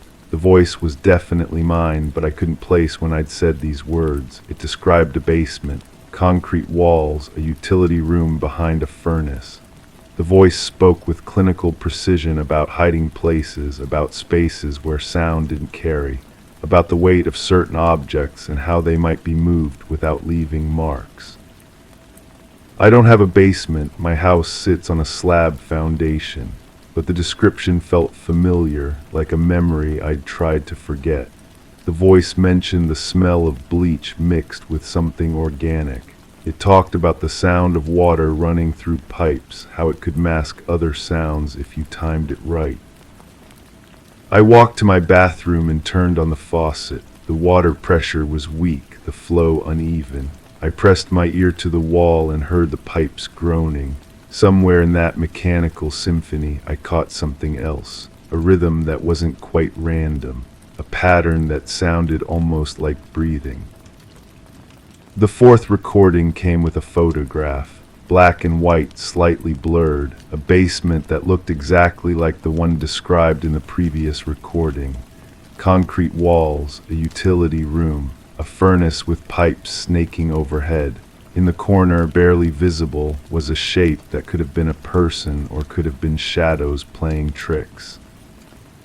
I studied the photo under my kitchen light. There was no return address on the envelope, no postmark, just my name written in the same block letters as the previous note. The photograph smelled like chemicals, like a darkroom, but also like something else. Something sweet and cloying that made my stomach turn. The voice in the fourth recording was whispering. It spoke about trust, about how people let you into their homes when they shouldn't, about how easy it was to learn someone's routine, their weaknesses, their blind spots. It mentioned the woman across the street again, how she'd invited me over for coffee once, how she'd shown me her house, her security system, her spare key hidden under the flower pot. I hadn't thought about that coffee invitation in months. She'd been lonely, talkative. She'd told me about her schedule, her habits, her fears. She'd mentioned how she sometimes heard noises at night, how she'd been thinking about getting a dog for protection. I'd listened politely, offered reassurance. I'd forgotten most of our conversation until the recording brought it back. But the voice remembered everything. It recounted details I'd pushed from my mind, the way she'd touched my arm when she laughed, how she'd mentioned her medication, how it made her sleep deeply, how she'd shown me the window she sometimes forgot to lock. I drove past her house that evening. The newspapers were gone. The mailbox was empty. A for sale sign had appeared in the yard. The house looked different somehow, smaller. The windows were dark, but I thought I saw movement behind the curtains, a shadow that could have been anyone. The fifth recording arrived with a key, old-fashioned brass with teeth that looked hand-filed. The accompanying note was longer this time. You know what this opens, you know where to find the answers. The key was warm in my palm, and I noticed scratches on the metal, fresh scratches as if it had been used recently. The recording was longer too, nearly an hour of my voice describing a routine. Wake up early, check the street, wait for the right moment. The voice spoke about patience, about planning, about the importance of leaving no trace. It mentioned tools, specific tools, where to buy them, how to use them, how to clean them afterward. I checked my toolbox. Nothing was missing, but everything seemed slightly out of place. The screwdriver was in the wrong slot. The hammer had dust on it, but the handle was clean. The work gloves were folded differently than I remembered. Someone had been in my garage, someone who knew exactly where I kept things. The voice in the recording mentioned the basement again, the one I supposedly didn't have. It gave specific directions: through the kitchen, down the narrow stairs, past the water heater, turn left at the workbench. The utility room is behind the green door. The key fits the lock that doesn't belong.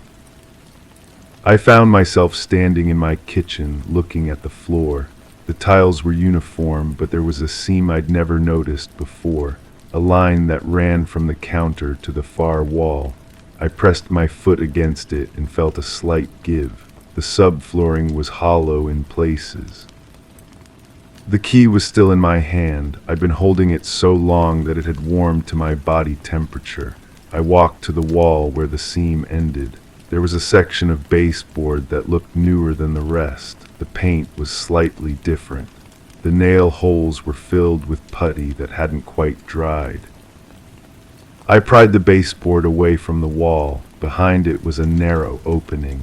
Stairs leading down into darkness. Stairs that shouldn't exist. The air that drifted up smelled like the recordings, like chemicals and something else. Something that made me think of the woman across the street. The woman who used to wave from her window. I descended the stairs. The basement was exactly as the recordings had described. Concrete walls, utility room, furnace with pipes overhead. The green door was there, waiting. The key fit perfectly. Inside the utility room, I found more recordings, dozens of them, all labeled with dates, all featuring my voice.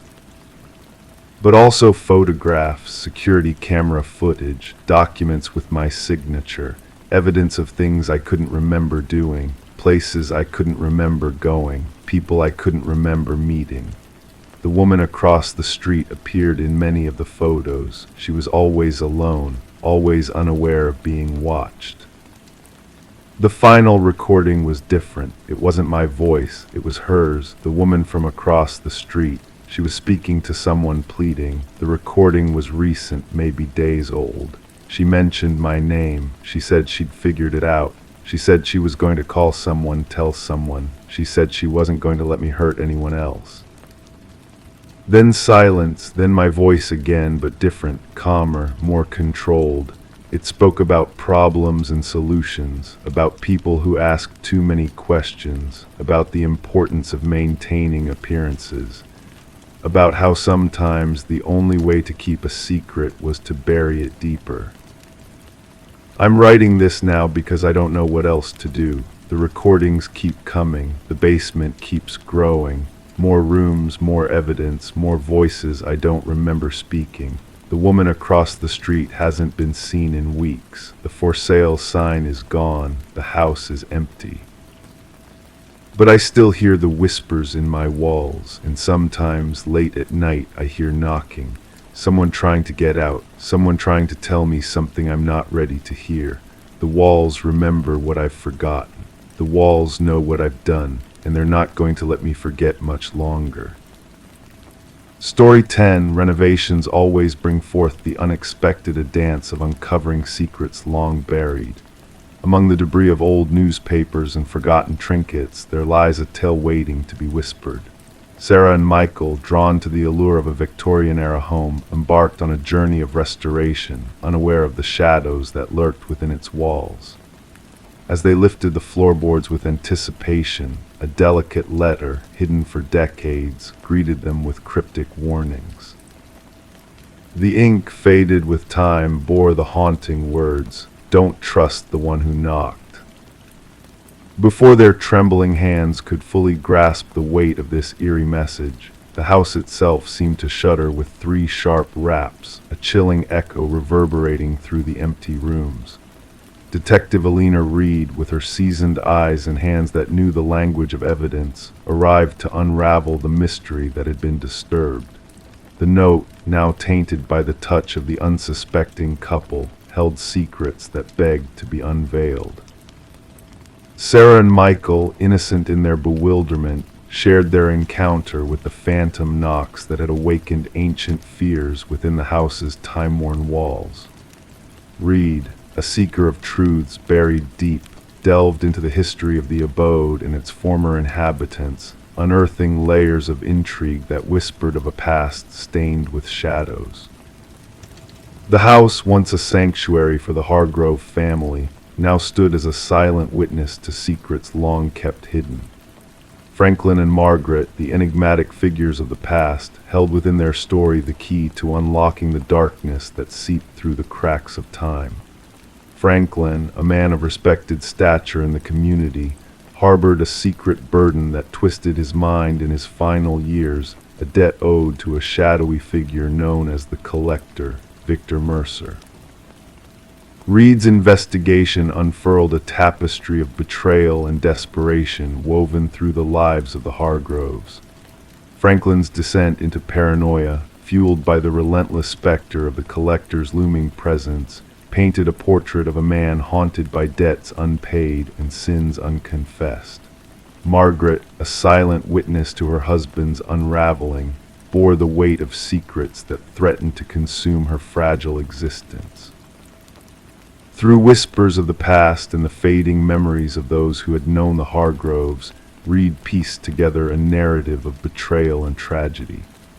The Collector, a phantom of debts unpaid, had knocked thrice upon the door of the Hargrove home, sealing their fate in a dance of shadows and deceit. Franklin's final act of defiance, driven by love and madness, had cast a veil of silence over the horrors that lay buried beneath the floorboards. As Reed and her team delved deeper into the darkness that clung to the house, the truth emerged from its hiding place, a skeleton, once flesh and blood, now a silent witness to a crime long forgotten. Victor Mercer, the collector of debts and harbinger of doom, lay entombed beneath the foundation, his fate intertwined with the tragic tale of the Hargroves. The diary of Margaret, a testament to the torment she endured in silence, spoke of the phantom knocks that haunted her days and nights, a reminder of a past she could not escape. Reed, with a heavy heart burdened by the weight of untold stories, closed the case with a sense of closure that offered little solace to the restless spirits that lingered within the house. Sarah and Michael, unable to bear the weight of the house's dark legacy, chose to part ways with the Victorian beauty that held within its walls the echoes of a tragedy long gone. The renovations halted, the house stood in silent vigil, a monument to the sins of the past and the secrets that lay buried beneath its facade. Whispers in the night spoke of 3 distinct knocks that echoed through the empty halls, a reminder of the darkness that lingered within the house's soul. Whether it was the settling of old wood or the restless spirit of the past seeking solace, the truth remained shrouded in mystery. And as Detective Reed closed the chapter on the haunting tale of the Hargroves and the Collector, she knew that some mysteries were destined to remain unsolved, their truths hidden in the shadows of time, waiting to be discovered by those brave enough to seek them out. Story 11, in the dim light of the attic, nestled beneath a worn blanket, they discovered it. A porcelain doll, ancient and fragile, with eyes of deep blue that seemed to hold secrets untold. Sarah and Michael, a young couple enthralled by the allure of a Victorian house they had acquired at an auction, stumbled upon this forgotten relic. At first, they dismissed it as just another forgotten treasure of the past. Yet as night descended and they retired to their bed, a peculiar sensation lingered in the air. A heaviness, a stillness that wrapped around them like a shroud. And when morning broke, the doll had vanished from the attic, only to reappear at the foot of their bed, a silent sentinel in the early light. The tale took a darker turn when Detective Rachel Winters was summoned to the scene on a crisp autumn morning. The master bedroom held a macabre tableau, the female victim arranged in a grotesque pose, her eyes wide with fear, while the male victim seemed frozen in a desperate attempt to flee. No signs of struggle, no forced entry, just an eerie stillness that hung in the air like a haunting melody. As Detective Winters delved into the investigation, a chilling pattern emerged. Previous owners of the house had met mysterious ends, their deaths shrouded in shadows of the unknown. Whispers of strange occurrences, a child's laughter in the dead of night, phantom footsteps echoing through empty halls wove a tapestry of unease around the property. Forensic analysis uncovered traces of vintage fabrics, fibers that whispered of antique doll clothing, scattered throughout the house. But no fingerprints, no DNA, no tangible evidence of a human presence besides the victims themselves. It was as if an unseen hand had orchestrated the tragedy, leaving behind only whispers of its touch. A thread of history led Detective Winters to a doll maker who had once resided in the house, a man rumored to imbue his creations with more than mere craftsmanship. Legends spoke of rituals, of spirits bound to inanimate forms, of dolls that moved when no eyes beheld them. And at the heart of it all, a doll, a perfect replica of his deceased daughter, a doll that held a darkness within its delicate porcelain frame. The investigation spiraled into the realm of the supernatural, as whispers of arcane practices and forbidden knowledge danced on the edges of reality. The doll, a silent witness to the unfolding tragedy, seemed to hold the key to a mystery that defied rational explanation. And then, in a twist of fate as eerie as the tale itself, the doll vanished from police custody, leaving behind a void of unanswered questions and a chilling sense of unease. Detective Winters, her once steadfast resolve shaken to its core, retired from the force, carrying with her a secret she dared not speak aloud. The house, tainted by a history of sorrow and whispers, passed into new hands, its attic holding only echoes of the past. Yet on moonlit nights, whispers would drift through the neighborhood, a shadow flitting behind attic windows, a melody of childlike laughter that lingered in the stillness of the night. And so the tale of Sarah and Michael, of Detective Winters, and of the haunted doll faded into the fabric of the house's history, a mystery unsolved, a darkness unbound. The attic remained untouched, a silent guardian of secrets long forgotten, while the doll-maker's legacy lived on in whispers and shadows, a reminder of the thin veil between the living and the dead. Story 12. Hidden within the depths of the woods, there stood a house that the town whispered about in hushed tones. Its presence was eerie, with windows shrouded in darkness and a porch burdened by the weight of time. No one laid claim to it, and its origins remained a mystery lost to the ages. But when a group of daring hikers strayed too close, they stumbled upon a chilling sight, names etched into the wooden walls, carved deep like ominous messages. And at the very bottom, a name unknown to any of them, fresh and untouched until that moment. A name that sent shivers down their spines when one of them dared to utter, "That's mine." Under the veil of night, a call came through to dispatch, a simple report of trespassing. The voice on the line belonged to Mason Wright, the intrepid hiker who had discovered his own name engraved into the forsaken house. What the responding officers anticipated to be a routine case of mischief among youths soon unraveled into a web of inexplicable enigmas. Detective Sarah Keller arrived at the scene as darkness cloaked the forest, her flashlight cutting through the shadows to reveal the weathered facade of the structure. The names, 27 in total, cascaded down the eastern wall, some faded with time while others remained sharp as if freshly carved. and among them unmistakably was Mason Wright, the wood still bearing the scent of freshly cut timber. "I've never set foot here before," Mason insisted, his words mingling with the frosty air. "I cannot fathom how my name came to be etched in this place of shadows and secrets." The investigation commenced with thorough background checks on each name inscribed on the walls. What the detective team uncovered sent chills down their spines. Every name belonged to an individual reported missing over the course of 4 haunting decades. Some cases had grown cold with time, while others lingered as unresolved mysteries. Yet a harrowing similarity bound them all. The vanished had all been lone hikers lost to the wilderness.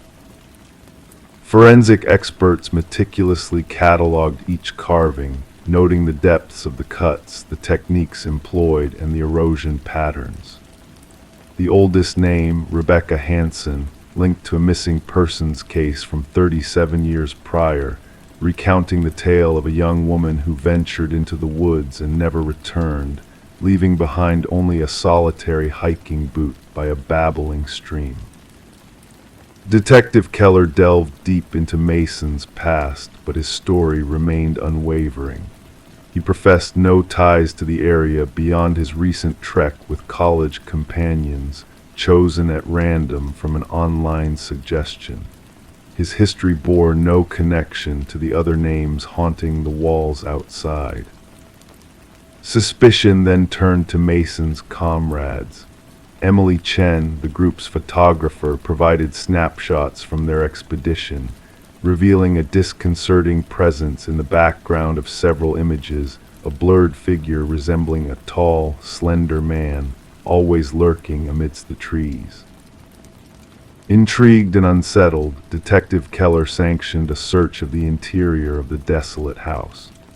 Amidst the dust and debris, a chilling revelation awaited in the basement, a meticulous arrangement of personal effects belonging to the lost hikers, lined up with precision on wooden shelves. Watches, backpacks, cameras, wallets, all tagged with the names etched outside. Beneath the ultraviolet light, aged bloodstains on the concrete floor whispered of attempts to erase the evidence of past horrors. As the inquiry deepened, peculiar occurrences began to plague Mason Wright. Whispers in the dead of night, phantom footprints leading to his doorstep, shadowy figures lingering in the periphery of his vision. The police assigned a guard to watch over him, yet his paranoia burgeoned. A breakthrough emerged when historical records unearthed the house's previous owner, a reclusive hunter named Victor Blackwood. Tales from neighbors painted a picture of a tall, gaunt recluse who shunned society, disappearing without a trace 15 years ago, his absence met with indifference. Armed with a warrant, Detective Keller and her team expanded their search to the encompassing forest. Amongst the trees, they stumbled upon crude hunting blinds strategically placed along popular trails. Within one lurked a journal, chronicling meticulous observations of hikers, their routines, equipment, vulnerabilities. The script within mirrored the few known samples of Victor Blackwood's handwriting, its contents evolving from animal hunts to a chilling fixation on human prey. The manhunt for Blackwood intensified across jurisdictions, with helicopters scouring the terrain and tactical units combing every nook and cranny. Yet the elusive predator remained beyond reach. Meanwhile, Mason grew increasingly elusive, his apartment deserted, a cryptic message carved into his bedroom wall. The search for Mason and the missing forensic technician stretched on fruitlessly. But a startling revelation awaited in the recesses of Blackwood's house, a hidden workshop housing woodworking tools, preservatives, and a freshly carved wooden piece bearing a name not yet affixed to the exterior wall, one that struck a chord of recognition within Detective Keller. A surveillance net was cast around the house, cameras poised to catch any movement, sensors alert for trespassers. and on a fateful night the trap sprung, capturing a figure emerging from the forest, impossibly tall, unnaturally slender. As the tactical teams closed in, the cameras faltered, only to restore vision to an empty scene. The elusive figure vanished without a trace. To this day, the house stands under vigilant watch, a sentinel over the ancient woods. Mason Wright and the technician remain lost to the shadows, their fate entwined with the enigma of the house. And as new vanishings echo through the forested realms, the names on the wall endure as a chilling legend, a tale that few dare to recount, lest they too become a part of that haunting roster, the names unspoken, lost to the mysteries of the woods. Story 13. In the quiet depths of the night, a pocket dial echoed through the stillness, not just static and muffled sounds, but a voice that pierced through the darkness. A woman's desperate whisper reached out, trembling with urgency. He's here. And then silence descended like a heavy veil. The number traced back to an empty house, its walls echoing with the whispers of the past, abandoned and forgotten by time. No signs of intrusion, no disturbances in the dust that settled like a shroud over the deserted rooms. Yet in the dim light of the kitchen, the phone sat upon the counter, its screen casting an eerie glow. The call had been made mere moments ago. Detective Morgan Reed found herself drawn to the playback button, her fingers hovering over it for the 5th time. The haunting whisper lingered in her mind, laden with fear, with impossibility, with a mystery that defied rational explanation. This abandoned dwelling had once belonged to the Sullivans, until a fire had torn through its walls, driving them to seek refuge elsewhere. Since then, the house stood silent, haunted only by memories. As Detective Reed turned to her partner, Detective Walsh, a question hung heavy in the air. "Background check on the number," she inquired, her voice a mere whisper in the shadows. "Registered to Catherine Sullivan, the daughter," came the reply. "She passed away 3 years ago in a tragic accident." The phone in the evidence bag seemed to mock them with its silent presence. A device from beyond the grave, making calls from a house abandoned by the living. The dust around it disturbed in a peculiar pattern, as though it had materialized out of thin air. The forensic team's efforts yielded little, no fingerprints of value, no trace of a presence that could be pinned down. The doors remained locked, the windows sealed against the encroaching night. And so the recording became the heart of their inquiry, those 11 seconds of static, of breath, of words that echoed through the darkness. Voice analysis confirmed the impossible, linking the voice on the call to Catherine Sullivan with a certainty that sent shivers down their spines. The timestamp revealed a chilling truth. The call had occurred at the exact moment of Catherine's passing, 3 years prior, down to the very minute. Interviews followed, each one unveiling a fragment of a shattered past. The father, now remarried, stood bewildered at the edge of a mystery he could not comprehend. The mother, alone in her solitude, wept at the sound of her daughter's voice, laden with fear and despair. And Mark Jennings, Catherine's former lover, bore the weight of suspicion upon his shoulders, his alibi a fragile shield against the whispers of the past. But it was a journal unearthed from the depths of forgotten memories that unraveled the tangled threads of deception. Catherine's words, penned in ink and heartache, spoke of a love turned sour, of a bond twisted into chains of control and fear. The final entry stood as a testament to her terror, a warning etched in desperation.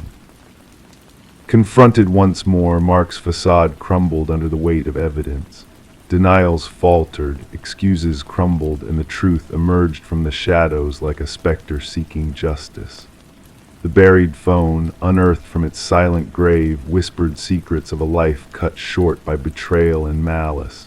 Deleted texts painted a picture of a fateful night, of a chase through the darkness, of a life snuffed out by a hand that once claimed to love. As the truth came to light, Mark's facade shattered completely. His apartment bore witness to his obsession, to his twisted game of manipulation and deceit. The ghost call, a cruel trick played upon the living, a macabre dance of lies spun from the threads of a shattered soul. And so, as the wheels of justice turned, as the truth emerged from the shadows, Mark found himself facing the consequences of his sins. In a courtroom heavy with the weight of grief and loss, the jury's verdict rang out a verdict of guilt, of justice served to a soul silenced too soon. As the echoes of the trial faded into the night, Catherine's mother clutched the journal to her chest, a silent tribute to a daughter lost but never forgotten. The phone from the abandoned house remained a relic of the past, its silent presence a reminder that even in death, voices can still be heard, truths can still be uncovered. And so the abandoned house stood as a testament to the power of a voice that refused to be silenced, a story that whispered through the ages, a story of love and betrayal, of fear and courage, of a soul that found justice in the echoes of the night. Story 14. The dwelling had sat untouched for years, shrouded in whispers of a vanished presence, whispers that lingered among the neighbors like a fading echo. The house's stillness seemed to hold secrets within its walls, secrets only the bravest souls dared to uncover. When the new occupants crossed the threshold, a chill crept through the air, and they discovered a bedroom with a door tightly sealed from within. With a determined effort, they forced it open, revealing a room frozen in time. The atmosphere was thick with neglect, dust dancing in the air like forgotten memories. Everything appeared eerily pristine, the bed neatly made, the mirror devoid of smudges. But amidst the eerie stillness, a solitary candle stood as a silent sentinel, its melted wax a solemn testimony to the passage of time, frozen in place like tears turned to stone. Atop the desk lay a notebook, its pages whispering of a tale long hidden. Detective Morgan sifted through the entries, each stroke of ink a haunting echo of a life abruptly halted. The handwriting belonged to Elise Winters, a young woman who had vanished into the shadows years ago, leaving behind a trail of unanswered questions. In meticulous script, Elise's words unfolded a chilling narrative, a tale of unease, of a lurking presence that haunted her every move. "I know he's watching me tonight," her final entry revealed, etched onto the page with a trembling urgency. The ink bore the weight of unspoken fears, of a truth waiting to be unearthed.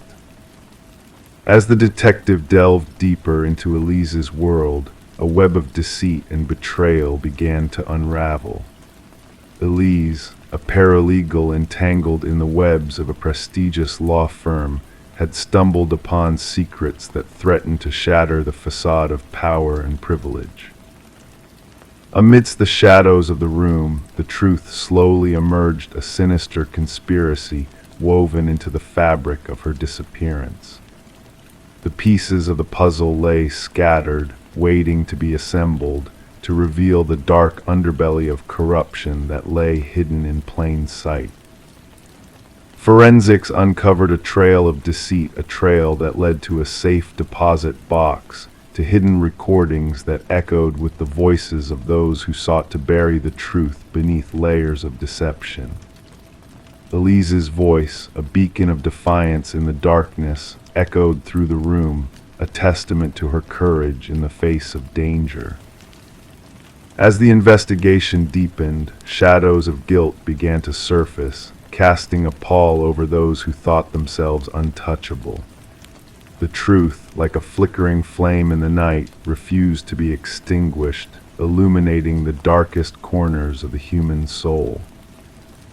In a courtroom draped in silence, the echoes of Elise's voice reverberated, a haunting reminder of a life cut short by greed and malice. Justice, though delayed, found its mark, bringing to light the sins of the powerful and the voiceless cries of those silenced by corruption. The house, once a bastion of secrets, now stood empty, a monument to the truth that refused to be buried. Its walls whispered of a young woman's courage, of a battle fought in shadows and won in the light of justice. And so the house remained a silent witness to a tale of darkness and redemption, a testament to the enduring power of truth in a world shrouded in lies. The whispers of the past lingered in the air, a gentle lullaby that soothed the restless souls who dared to listen, guiding them into the realm of dreams where mysteries lay unveiled. Story 15. In the dimly lit apartment, shadows danced across the walls like fleeting memories. The old heating system groaned, the pipes rattled, creating a symphony of creaks and whispers that echoed through the empty rooms. It was a place frozen in time, where the past lingered like a ghost in the corners. One night, as the world outside fell into a hushed slumber, she heard it. A voice, soft and distant, seeping through the ancient vents like a secret carried on the breeze. It wasn't just a trick of the mind, nor the murmur of a passing neighbor. It was a whisper, calling her name with a haunting familiarity that sent shivers down her spine. Curiosity mingled with fear as she pressed her ear against the cold metal grate, her heart drumming a frantic beat in her chest. A sudden rush of icy air brushed against her cheek, a ghostly caress that made her gasp. And then, almost teasingly, the voice spoke again, barely above a breath. "I know you can hear me." Detective Morgan Shaw stood in the center of the abandoned apartment, a lone figure bathed in the soft glow of flickering lights. Her gaze fixed on the rusted vent cover, pried open as if beckoning her into the hidden depths beyond. Around her, the forensics team moved with practiced precision, capturing the scene in flashes of light and shadow. Alina Reeves, the missing woman whose fate had led them here, had left behind a trail of unanswered questions. Her disappearance had gone unnoticed until a faint odor had permeated the building, a scent of decay that whispered of tragedy. And what they uncovered within the bowels of the ventilation system defied all logic and reason. Officer Patel recited details from his notepad, his voice a solemn cadence in the stillness. Alina had spoken of voices in the vents, of unseen watchers that haunted her waking hours, but her pleas had fallen on deaf ears, dismissed as the ramblings of a troubled mind by those who should have listened. Shaw knelt beside the vent, tracing the deep gouges etched into the metal with a sense of unease settling in her bones. These marks were not the result of mere wear and tear. They were the desperate clawings of someone trapped in a nightmare, fighting to break free from an invisible prison. The pieces began to form a chilling puzzle as Shaw delved deeper into Alina's life. A beloved teacher with a penchant for nurturing life, she had radiated warmth and kindness to all who knew her. But beneath the veneer of normalcy lay a tapestry of fear and paranoia, woven by unseen hands that whispered in the darkness. The forensics report painted a macabre picture of a predator lurking in the shadows, preying on the unsuspecting souls that called the building home. Fibers from Alina's favorite sweater caught in the vent, a stranger's fingerprint on the inside of the cover, a web of deceit spun by a master manipulator. As Shaw listened to the haunting recordings recovered from Alina's phone, a sense of dread settled over her like a shroud. The whispered conversations, the eerie silences, the voice that spoke of longing and possession, all woven together in a tapestry of madness that threatened to consume them all. The building itself held secrets long buried in its aging walls, a history of tenants driven to madness, of whispers that echoed through the halls like a curse passed down through generations. And at the heart of it all stood Harold Weber, the enigmatic superintendent with keys to every door and a smile that hid a darkness beyond comprehension. During questioning, Weber remained stoic, his gaze unfaltering as he spun tales of old pipes and settling foundations. But when pressed about the occupants of apartment 4B, a flicker of something malevolent passed through his eyes, a shadow of guilt that lingered like a stain on his soul. The truth unraveled like a thread pulled from a tapestry as forensics unearthed a hidden passage in Aliner's bathroom, a gateway to a realm of nightmares concealed within the walls. A labyrinth of corridors and vents where a predator had roamed unchecked, weaving his web of deceit with meticulous care. Weber's pristine facade crumbled in the face of damning evidence, his computer a repository of stolen moments and twisted obsessions. Images captured through peepholes, conversations intercepted in the dead of night, a digital diary of a man consumed by a madness that whispered of ancient evils. The final pieces of the puzzle fell into place as Shaw uncovered a storage unit filled with relics of past victims, each item a testament to a life stolen and a soul corrupted. Weber's arrest was a formality, a ritual of justice carried out in the shadows of a building that bore witness to unspeakable horrors. As the trial unfolded, the courtroom became a stage for a macabre drama, a clash of light and darkness that culminated in a verdict that echoed through the empty halls like a tolling bell. Guilty on all counts, Weber's fate was sealed, his legacy of whispers forever silenced. But the building itself remained a mausoleum of lost souls, a monument to the darkness that lurked within its crumbling walls. Residents came and went, their footsteps echoing in the empty corridors, their voices swallowed by the shadows that whispered of a past that refused to be forgotten. And so the apartment building stood as a silent sentinel to a horror that lay buried in its very foundations, a tale of madness and obsession that whispered through the vents, carrying echoes of a voice that would never be silenced. The past lingered like a restless spirit, a haunting presence that whispered in the walls, a reminder of the secrets that lay hidden in the heart of the old, forgotten building. Story 16, in the midst of a storm, a leak in the roof forced her to venture into the attic, a place she had always avoided. The attic greeted her with a scene of neglect, cloaked in dust and cobwebs. Nestled in the shadows of the far corner, an old dollhouse caught her eye, intricately detailed with tiny furniture meticulously arranged. But as she peered closer, a sense of unease crept over her. The miniature figures within were not mere dolls, they were exquisitely hand-carved replicas of her family, each miniature person mirroring the exact positions of her family downstairs, except for one unsettling detail. The figure meant to represent her was not seated, but standing by the attic door. Rebecca Morgan traced her finger along the dollhouse's roof, feeling the grooves where the small wooden figure stood.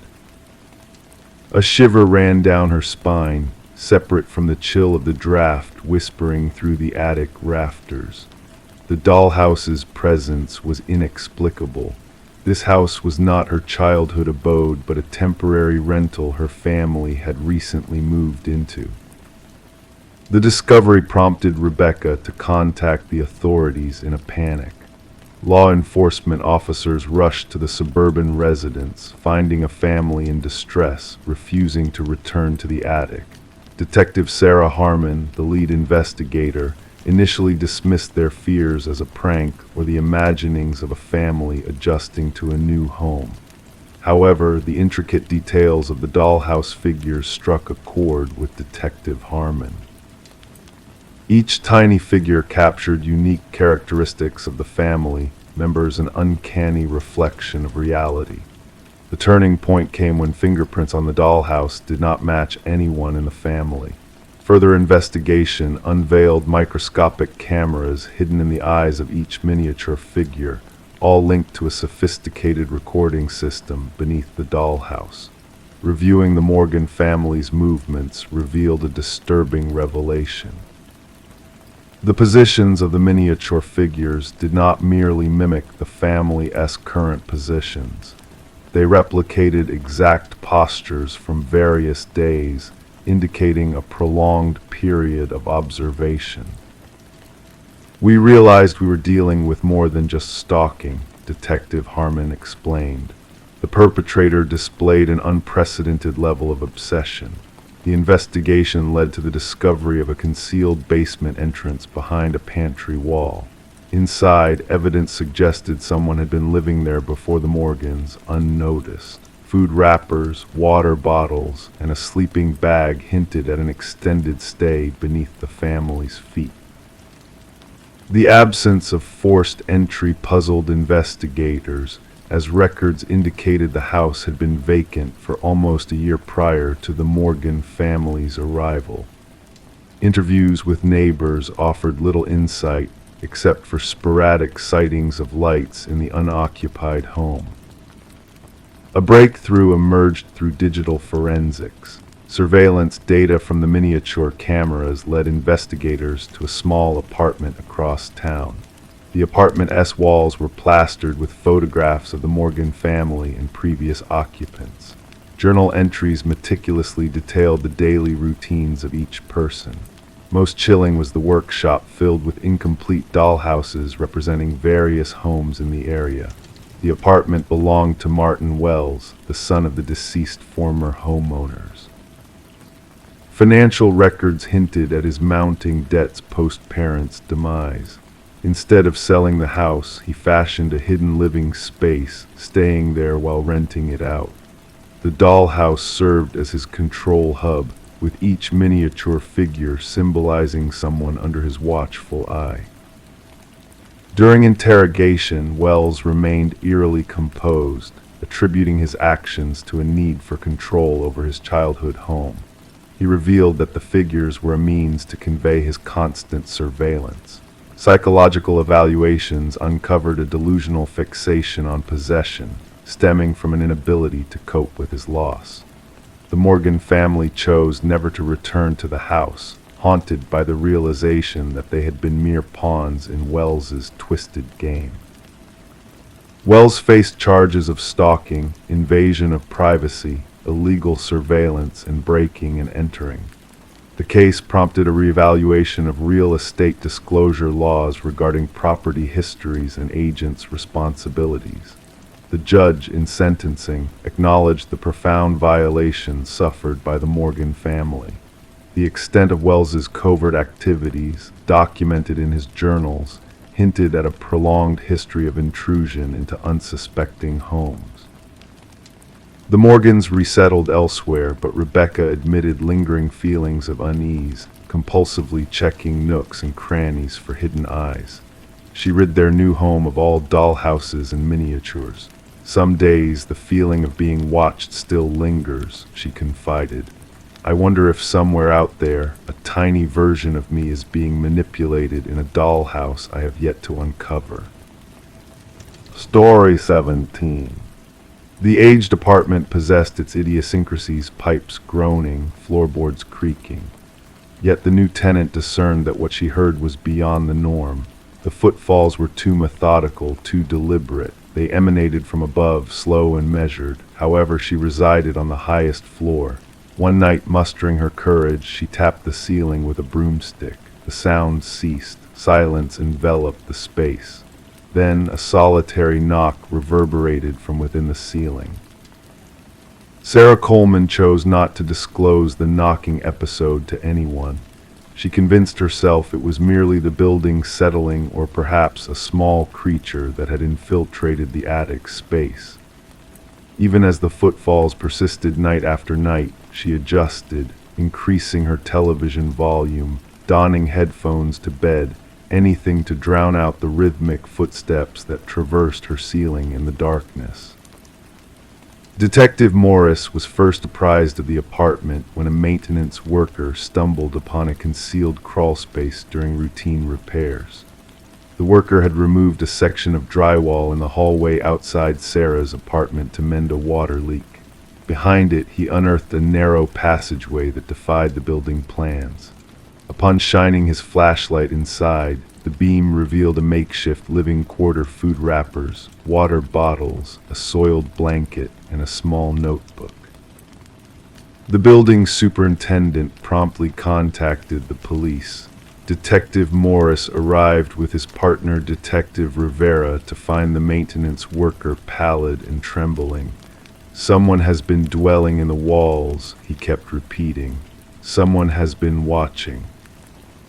The notebook contained meticulous observations of Sarah Coleman, her routine, her guests, her dinner choices, her television preferences, her shower timings, her sleep patterns. The handwriting commenced orderly but descended into erratic scribbles towards the final pages with peculiar symbols adorning the margins. "The subject no longer responds to my signals," the concluding entry read. "She has opted to disregard me. No one disregards me." Forensic teams combed the crawl space and unearthed fingerprints that matched no records in any database. They unveiled a labyrinthine network of passages integrated into the walls and ceilings of the building, some dating back decades as per structural analysis. The passages interlinked with 5 different apartments, but culminated in vantage points, minute apertures camouflaged as fixtures or minor damage in only one, Sarah Coleman's.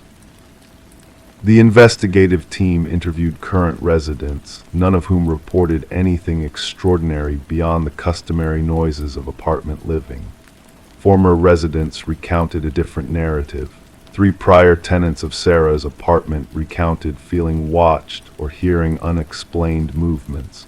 One had vacated after a mere 2 weeks. None had voiced their experiences, apprehensive of sounding paranoid. Breakthrough in the case occurred when forensics detected microscopic blood spatter in one of the crawl spaces. DNA testing traced it to Martin Weaver, a former resident who had vanished without a trace 4 years prior. His family had filed a missing persons report, but the case had gone cold. He had inhabited the apartment directly beneath Sarah's. Detective Morris revisited Martin's disappearance. According to neighbors, Martin had grumbled about noises emanating from above his apartment. He had confronted the tenant residing above him at the time, a reticent man named Edward who kept to himself. Shortly after, Martin disappeared. Edward relocated the ensuing month, leaving no forwarding address. Investigators scrutinized Edward's rental history and unearthed a trend. He had dwelled in 6 different apartment complexes over 2 decades. In each instance, he had requested top-floor units, forged minimal social connections, and eventually departed without notice. A neighbor from his 3rd abode recollected him as intense and recollected his frequent grievances about requiring silence. The investigators uncovered property records revealing that Edward had acquired remote rural land. Upon reaching the location, they stumbled upon a cabin adorned with photographs and notes, images of denizens from diverse apartment buildings encompassing Sarah Coleman and Martin Weaver, maps of ventilation systems and structural frailties, elaborate diaries delineating observations of the specimens and maintaining the habitat. At the core of the cabin stood a corkboard adorned with newspaper clippings, missing persons reports, 6 of them, all past apartment residents from buildings where Edward had resided. Profound scratches marred the wooden floor beneath the board, as if something hefty had been dragged repetitively. Beyond the cabin, cadaver dogs guided investigators to a freshly disturbed patch of earth. Excavation disclosed human remains, and then another burial site, and another. As forensic anthropologists embarked on the grim task of identifying the victims, Detective Morris revisited Sarah's apartment building. The crawl spaces had been sealed off, yet residents reported sporadic noises. Maintenance workers fitting new security systems stumbled upon something tucked into a corner where the ceiling intersected with the wall in the hallway, a small notebook, fresher than the initial one discovered. The opening page bore only one line: "They discovered my old abode, but not my new one." The handwriting mirrored the previous notebook. The final page featured a crude depiction of Sarah's apartment layout with a new passage delineated in red, and a date set for that night. Officers hastened to evacuate Sarah, only to find her apartment deserted. Her phone rested on the kitchen counter, her television played, her shower ran. In the bathroom, steam veiled the mirror. As it dissipated, a message materialized, etched by a finger on the glass: "Look up." The ceiling panel above the shower had been removed. The hunt for Edward persists. Authorities have identified him as Edward Mercer, a former construction worker specializing in renovations. His comprehension of building structures enabled him to create his covert network of observation points and passages. Thermal imaging scans of Sarah's building unveiled no signs of current habitation within the walls. Sarah Coleman remains absent. Her case has been linked to analogous disappearances across multiple states. Authorities have issued alerts to apartment building managers regarding unauthorized alterations and concealed spaces. The vision that haunts Detective Morris most is not the graves or the diaries or even the images of unsuspecting residents. It's the contemplation of Sarah, night after night, hearing those footfalls above her in an apartment devoid of an upstairs neighbor. The footfalls that ceased when she tapped and then tapped back. Occasionally at night, isolated in his own abode, Detective Morris discovers himself gazing up at his ceiling, listening, waiting, and pondering who else might be listening too. Story 18: The Whispering House. She felt the urge to refresh the nursery, to paint over the faded blue walls that whispered stories of the past. As she applied the first coat of white paint, a hidden message emerged from beneath the surface, cryptic and eerie. "Don't let it hear you." Her heart skipped a beat as she stumbled backward, noticing tiny handprints in the fresh paint, impossibly high on the wall. This unsettling discovery in the nursery of the Morgan residence marked the genesis of what would later be known as the Whispering House case. The young couple had bought the Victorian-style home at a suspiciously low price, unaware of its dark history. Detective Sarah Klein arrived at the doorstep, greeted by a pregnant woman in paint-splattered overalls, her weary eyes hinting at sleepless nights. The trembling woman recounted finding the hidden message and handprints, revealing that the previous owners had vanished overnight, leaving behind only essential belongings in a hurried escape. Detective Klein explored the historic house, its aged floorboards groaning beneath her steps. Standing in the nursery, she studied the partially painted wall, the message still faintly visible next to 5 child-sized handprints etched into the wet paint. Back at the precinct, the detective delved into the property's records, uncovering a disturbing pattern of 8 rapid ownership changes in 30 years. Child welfare reports hinted at whispers from the walls and unseen watchers haunting the children who had lived there. Further research revealed the house's connection to Alina Blackwood, a widow who had run an orphanage on the premises, where 5 children had mysteriously disappeared. Interviews with former residents unveiled a recurring theme of eerie occurrences, moving toys, ghostly laughter, and unexplained drawings culminating in the ominous messages uncovered during nursery repaintings. A forensic analysis linked the messages to Alina's handwriting, while the identical handprints hinted at a chilling continuity across generations. The investigation took a grim turn when ground-penetrating radar uncovered child-sized anomalies beneath the basement floor. Excavation revealed 5 sets of remains, confirming the tragic fate of Alina's orphan charges. Luminol exposed countless invisible handprints on the nursery walls, a silent testament to the children's desperate attempts to escape their captivity. Aliner's journals detailed her twisted beliefs, her quest for eternal life through the children's sacrificed energy. The victims were finally laid to rest, their names redeemed from obscurity to victims of a heinous crime. The house, tainted by its dark past, stood abandoned as the pregnant couple refused to return, haunted by the lingering presence that pervaded the walls. Detective Klein concluded her report, capturing the eerie glow of the handprints under the luminol's light, a spectral reminder of the unspeakable horrors that had transpired within those walls. The nursery's demolition brought no solace, as workers reported spectral whispers echoing from the debris, refusing to stay after dusk fell. The condemned house became a relic of forgotten tragedy, a cold case shrouded in unanswered questions and restless spirits. The detective preserved a haunting photograph of 5 glowing handprints, a chilling memento of the unseen forces that lingered beyond the veil of time and paint, leaving an indelible mark on the whispering house. Story 19. The tale of the Victorian-era home unfolded like a delicate dance of secrets, unraveling beneath the peeling wallpaper.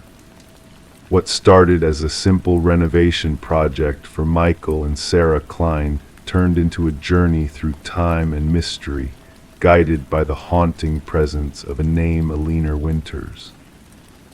As the layers of wallpaper were stripped away, the walls whispered a different narrative, a name repeated endlessly in ink as if trying to claw its way out of the past.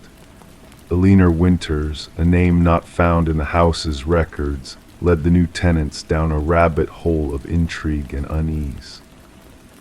The woman who had sold them the house, Margaret Cavendish, bore an uncanny resemblance to the missing Aliner Winters from decades ago.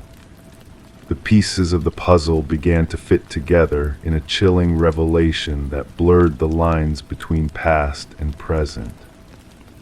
Curiosity turned into obsession as the Kleins delved deeper, uncovering hidden truths and buried identities. The discovery of a hidden space beneath the floorboards revealed a tangled web of deception, with multiple identities linked to a singular face, the face of Margaret Cavendish, the enigmatic seller of their newfound home. But the true revelation came with the revelation of DNA evidence and fingerprints, painting a portrait of a fractured mind consumed by a dark obsession.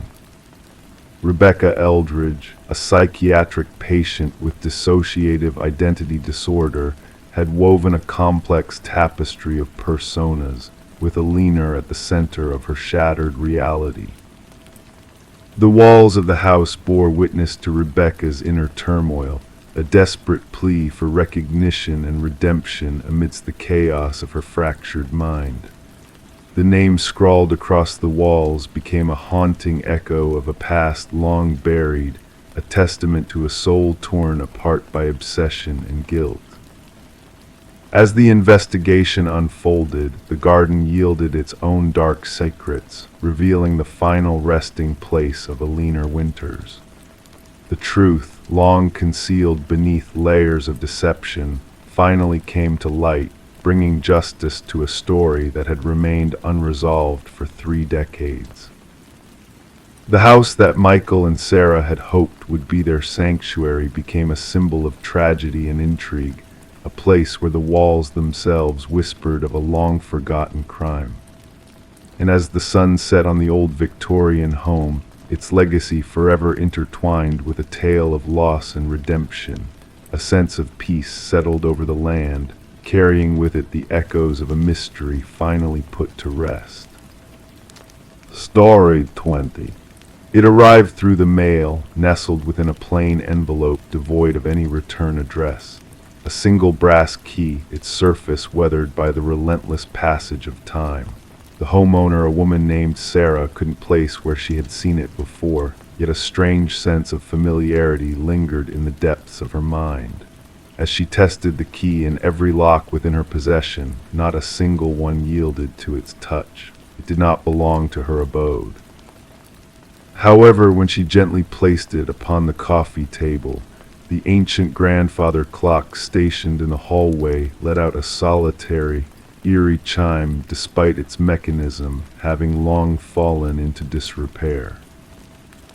Perplexed by this inexplicable occurrence, Sarah felt compelled to alert the authorities.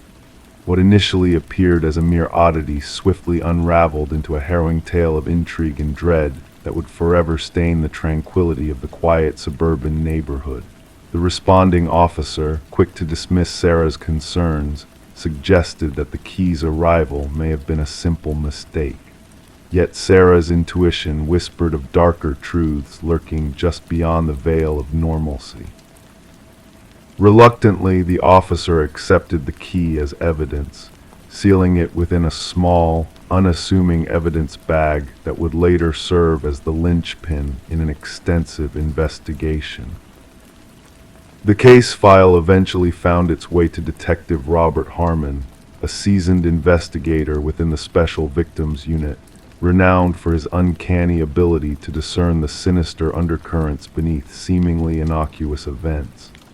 The brass key rested upon his desk, its surface unassuming yet exuding a palpable sense of unease. Background checks painted Sarah as a woman of integrity, her past untainted by any criminal transgressions. A retired high school English teacher, a widow, a mother of 2 grown children living far from home, her life appeared to be the very epitome of normalcy. No traces of deceit marred her financial records, phone logs, or social media presence. She seemed to be nothing more than an innocent bystander ensnared in a web of inexplicable events. Forensic examinations uncovered only Sarah's fingerprints upon the key, while the envelope divulged no secrets save for a generic postmark from a regional distribution center. No DNA traces, no telltale evidence to unravel the mystery. The key itself, a commonplace schlage, displayed signs of wear indicative of years gone by. A breakthrough materialized when Detective Harmon decided to delve deeper, inputting the key's unique bidding pattern into the department's extensive database. A cold case from 7 years prior resurfaced, bearing the same intricate key pattern, a key that had once unlocked a storage unit containing blood-stained remnants, tools of disarray, and haunting photographs of unidentified women. The original investigation had floundered due to a lack of concrete evidence to ensnare a suspect. Harmon delved into the dusty archives, unearthing files left dormant by a retired detective. The storage unit had been leased under a false identity, the rent paid in cash. Surveillance footage had long been erased, leaving no trails to follow. The recovered photographs depicted 5 women, their lifeless forms hauntingly still. Only 3 had been identified during the initial inquiry, all missing, their fates shrouded in darkness. Sarah, upon viewing the images, recognized none of the women, her unease growing with each passing revelation. As the investigation progressed, Sarah fortified her home with new locks and a state-of-the-art security system, her mind plagued by the looming question, why had this key found its way to her? Harmon, sensing a chilling undercurrent to the unfolding events, ordered a fresh analysis of the original evidence, employing cutting-edge techniques to unearth buried truths. An expanded DNA sample, when cross-referenced through genealogical databases, yielded a distant familial match, a second cousin twice removed from the elusive suspect. Delving into the twisted branches of family trees, investigators homed in on Harold Jenkins, a former neighbor of Sarah's who had vanished without a trace 6 years prior. A substitute teacher, his interactions with Sarah had been minimal, their paths intersecting briefly at the school where they both worked. Jenkins' past was a tapestry of enigmas, scattered employment history, unexplained absences, frequent relocations, all painting a portrait of a man adrift in the shadows. His former abode revealed no telltale signs of malice, his neighbors remembering him as a ghostly presence, a man who blended seamlessly into the background. The burning question remained, why had he chosen to bestow this key upon Sarah Miller? Harmon postulated various theories: a trophy, a warning, a twisted invitation dancing on the fringes of sanity. The hunt for Jenkins intensified, his digital footprint vanishing into the ether. No driver's license renewal, no credit card activity, no tax records to trace his passage. An eerie silence enveloped his online presence, as if he had meticulously erased all traces of his existence. The true horror of the case unfurled when authorities stumbled upon a secluded cabin linked to Jenkins' deceased mother. Beneath the creaking floorboards, concealed from prying eyes, lay a chamber accessible only through a hidden trapdoor. Rows of meticulously catalogued brass keys adorned the shelves, each bearing a name and a date etched onto a small tag. 5 keys mirrored the women from the haunting photographs, while 27 others hinted at the existence of additional victims, silent testaments to lives cut short by unspeakable acts of malice. As forensic teams exhumed human remains buried in the vicinity of the cabin, Sarah found herself enveloped in a shroud of protection, shielded from the encroaching darkness by vigilant guardians. Behavioral analysts posited that the key symbolized a twisted form of acknowledgement, an invitation from Jenkins to embrace his macabre legacy. The moniker, the Keymaster, seeped into the collective consciousness, a name that sent shivers down the spines of all who whispered it in hushed tones. A sense of dread permeated the community as the manhunt for Jenkins expanded its reach, spanning across state lines in a relentless pursuit of justice. Detection dogs traced his elusive scent through dense woodlands, search teams combing through treacherous terrains with unwavering determination. Thermal drones painted the landscape in hues of heat, seeking out hidden sanctuaries where a predator might lie in wait. A chance encounter with a wildlife photographer captured a fleeting glimpse of Jenkins, his weary form disappearing into the wilderness like a specter of the night. Authorities swiftly closed in on the area, establishing a tight perimeter as tactical teams maneuvered through rugged landscapes in pursuit of their elusive quarry. Negotiations echoed through the stillness of the forest, pleas for surrender falling upon deaf ears. When the final confrontation arrived, a lone officer crossed paths with Jenkins as he attempted to ford a river. Instead of yielding, Jenkins retreated to higher ground, barricading himself within a desolate fire observation tower. Hours stretched into eternity as negotiators sought to coax him out of his self-imposed isolation, only to be met with silence. Tower, breached at last by determined forces, revealed Jenkins' lifeless form, a self-inflicted wound sealing his dark legacy. Beside him lay a journal, a chilling testament to his descent into madness, alongside a brass key identical to the one that had found its way to Sarah's doorstep. Within a waterproof container lay a trove of damning evidence: photographs, maps marking burial sites, mementos pilfered from victims, a meticulous chronicle of depravity spanning years of unspeakable horrors. The final entry within the journal bore Sarah's name, a haunting reminder of the twisted obsession that had consumed Jenkins to his core. The subsequent investigation unearthed a total of 32 victims, their families finally receiving closure tinged with the bitterness of irrevocable loss. Sarah, forever changed by the brush of darkness that had grazed her life, could never bring herself to return to the sanctuary of her home. The grandfather clock, once a harbinger of mysterious chimes, was revealed to harbor a hidden wireless receiver, a tool through which Jenkins had observed her every move, waiting for the moment when his gift would be acknowledged. The case stands as a stark reminder of the monsters that lurk beneath the veneer of normalcy, their shadows cast long across the lives they touch. Psychological researchers pore over Jenkins' writings, seeking to unravel the labyrinthine depths of his depravity in a bid to identify others of his ilk before they too unleash their horrors upon the world.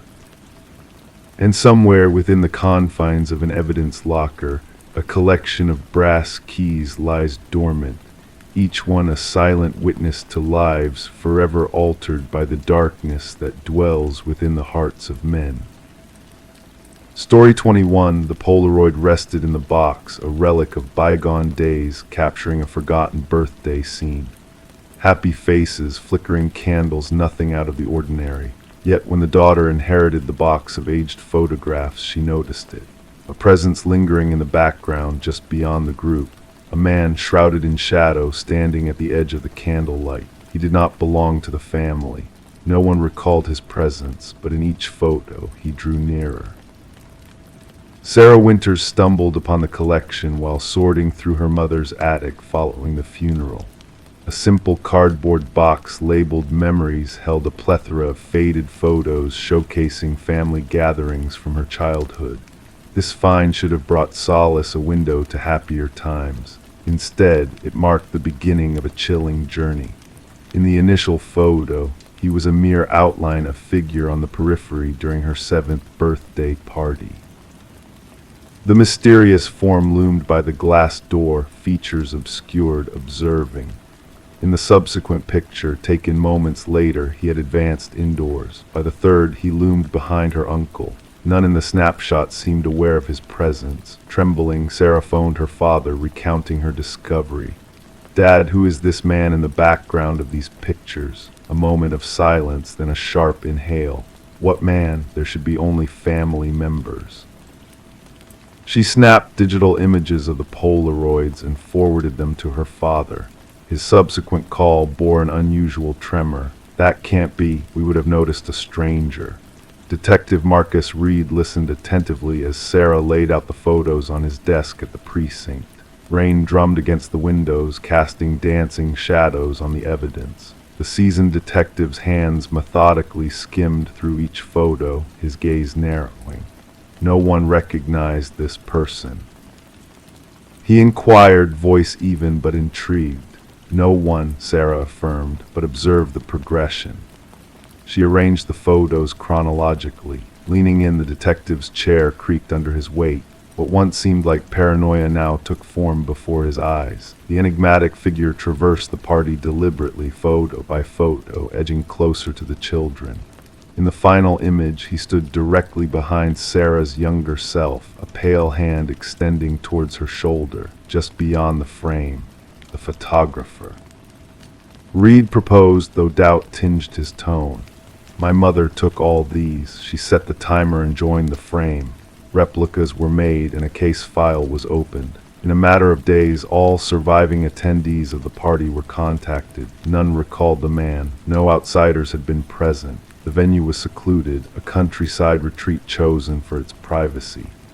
Facial recognition software proved futile. The figure strategically evaded clear capture in each shot, as if cognizant of the camera's gaze. Yet his posture exuded a sense of intention, calculation. The investigation might have hit a dead end if Sarah hadn't unearthed additional photos in different family albums. Various gatherings, different years. Same shadowy figure, always lurking in the background, always unnoticed in the moment. A tech specialist enhanced the images, peeling away decades of decay. Under the harsh digital glare, details emerged, a scar on the wrist, a distinctive ring. A reflection in a window revealing facial features once obscured by shadow. The breakthrough came via dental records. The teeth visible in an enhanced image matched those of Robert Keller, a maintenance worker who vanished after being linked to 3 child abductions in the region. Cases that had gone cold long ago. cases that coincided with the dates of the gatherings captured in the photos. Records indicated Keller had been employed by the company that serviced the vacation property hosting Sarah's birthday. He held master keys to multiple rental properties in the vicinity, properties where other families had convened, properties where children had subsequently disappeared. Upon excavating Keller's former residence, authorities uncovered small items buried under the concrete. A hair clip akin to one worn by a missing girl, a toy car belonging to a boy who vanished following a family reunion, a bracelet Sarah identified as her own one believed lost during her childhood. In her apartment, Sarah sat engulfed by the photos that unveiled decades of suppressed horrors. The detective's earlier call confirmed the identification of remains found near one of the vacation properties. DNA verification revealed the remains belonged to a missing child. Gazing at the final birthday photo, the warm candlelight illuminating her family's faces frozen in jubilation, Sarah's younger self was shadowed by the figure. Invisible yet unmistakably present, he observed, patient. Calculating, unseen by all in that moment of joy, the revelation linked unsolved cases spanning decades. Families finally received closure, though not the kind they sought. The shadow in the family photos had stepped into the realm of justice, his presence acknowledged after years of clandestine existence. Sarah gathered the photos, returning them to the box. They were now evidence. Testimony to the fact that sometimes the most perilous threats are those captured on film, yet invisible to the eye. Phantom figures gliding through festivities undetected, leaving behind a subtle trace in the frozen fragments of time. Story 22. The gentle current meandered lazily that peaceful morning, the water reflecting the sky like a flawless mirror. The fisherman's boat drifted along almost unnoticed until a glint of sunlight caught his eye, a suitcase bobbing near the shore. At first he mistook it for a pile of discarded clothing, but as he drew nearer, a noxious scent wafted towards him, thick, suffocating, impossible to ignore. The case was bound in chains, its metal edges corroded by the elements. When authorities pried it open, they were met not with fabric, but with a shock of hair. Fingers twisted in a frozen grip, and at the bottom, a cryptic message, "This isn't the first." Detective Sarah Mercer arrived at the grim scene, her delicate handkerchief pressed to her nose as she surveyed the haunting tableau. The victim, a woman in her mid-30s with dark locks and pallid skin now marked by the water's touch, lay in silent repose. The meticulous medical examiner meticulously documented every detail before the body was tenderly removed. What struck Mercer most was not the callousness of the disposal, but the eerie reverence shown to the victim's appearance, manicured nails, freshly styled hair, clad in upscale attire. She wasn't dispatched here, Mercer mused, observing the gentle lapping of the water against the muddy bank. She was adorned, presented. The victim was identified as Catherine Walsh, a high-flying real estate agent renowned for her dealings in luxury properties. Divorced, childless, she dwelled alone in an affluent enclave. Colleagues painted a picture of a woman driven, meticulous, and enigmatic. Her absence was noted when she failed to attend a crucial showing with affluent clients, reported missing by her concerned assistant. She wouldn't have missed that meeting, the assistant insisted, her voice tinged with worry. That sale would have been her crowning achievement. Investigators meticulously combed through Walsh's sleek, modernist abode. Everything was immaculate, almost unnervingly so. Designer furniture arranged with precision, not a speck of dust to be found. The fridge stocked with meticulously labeled meals arranged by day. Her closet a symphony of color-coordinated garments, shoes lovingly ensconced in protective casings. The anomaly lay in her home office, a slightly ajar drawer. Within, a leather-bound journal awaited discovery. The final entry sent shivers down Mercer's spine. He's watching once more. Same vehicle, different plates. A delve into Walsh's digital footprint unveiled a puzzling pattern, dozens of messages from unknown senders, each bearing the same unsettling phrase, "I see your perfection." All dispatched at identical times on various days. Her browsing history revealed inquiries into home security systems and personal safety devices. Mercer pieced together these fragments, linking the evidence from the crime scene to the meticulous presentation of the victim. "Our perpetrator is precise," she confided in her partner. "This wasn't a crime of passion. It was a meticulously orchestrated ritual." A breakthrough emerged from an unexpected source. A local pawnshop proprietor recognized Walsh's distinctive emerald necklace, absent from her belongings.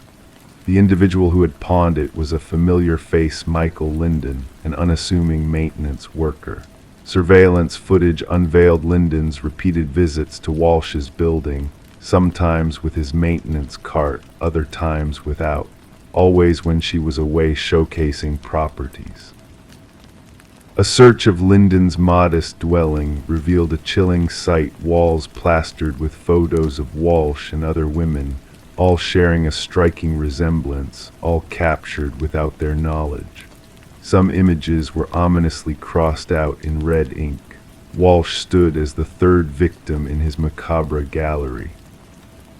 Concealed behind a false panel in his closet lay a shrine of sorts, objects belonging to each victim meticulously arranged.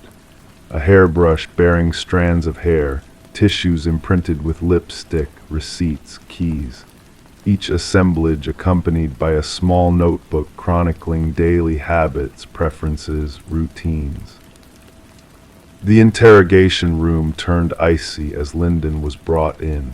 His demeanor unflinching, his appearance unassumingly neat, he appeared an unlikely harbinger of violence. Yet when confronted with the damning evidence, his countenance remained stoic.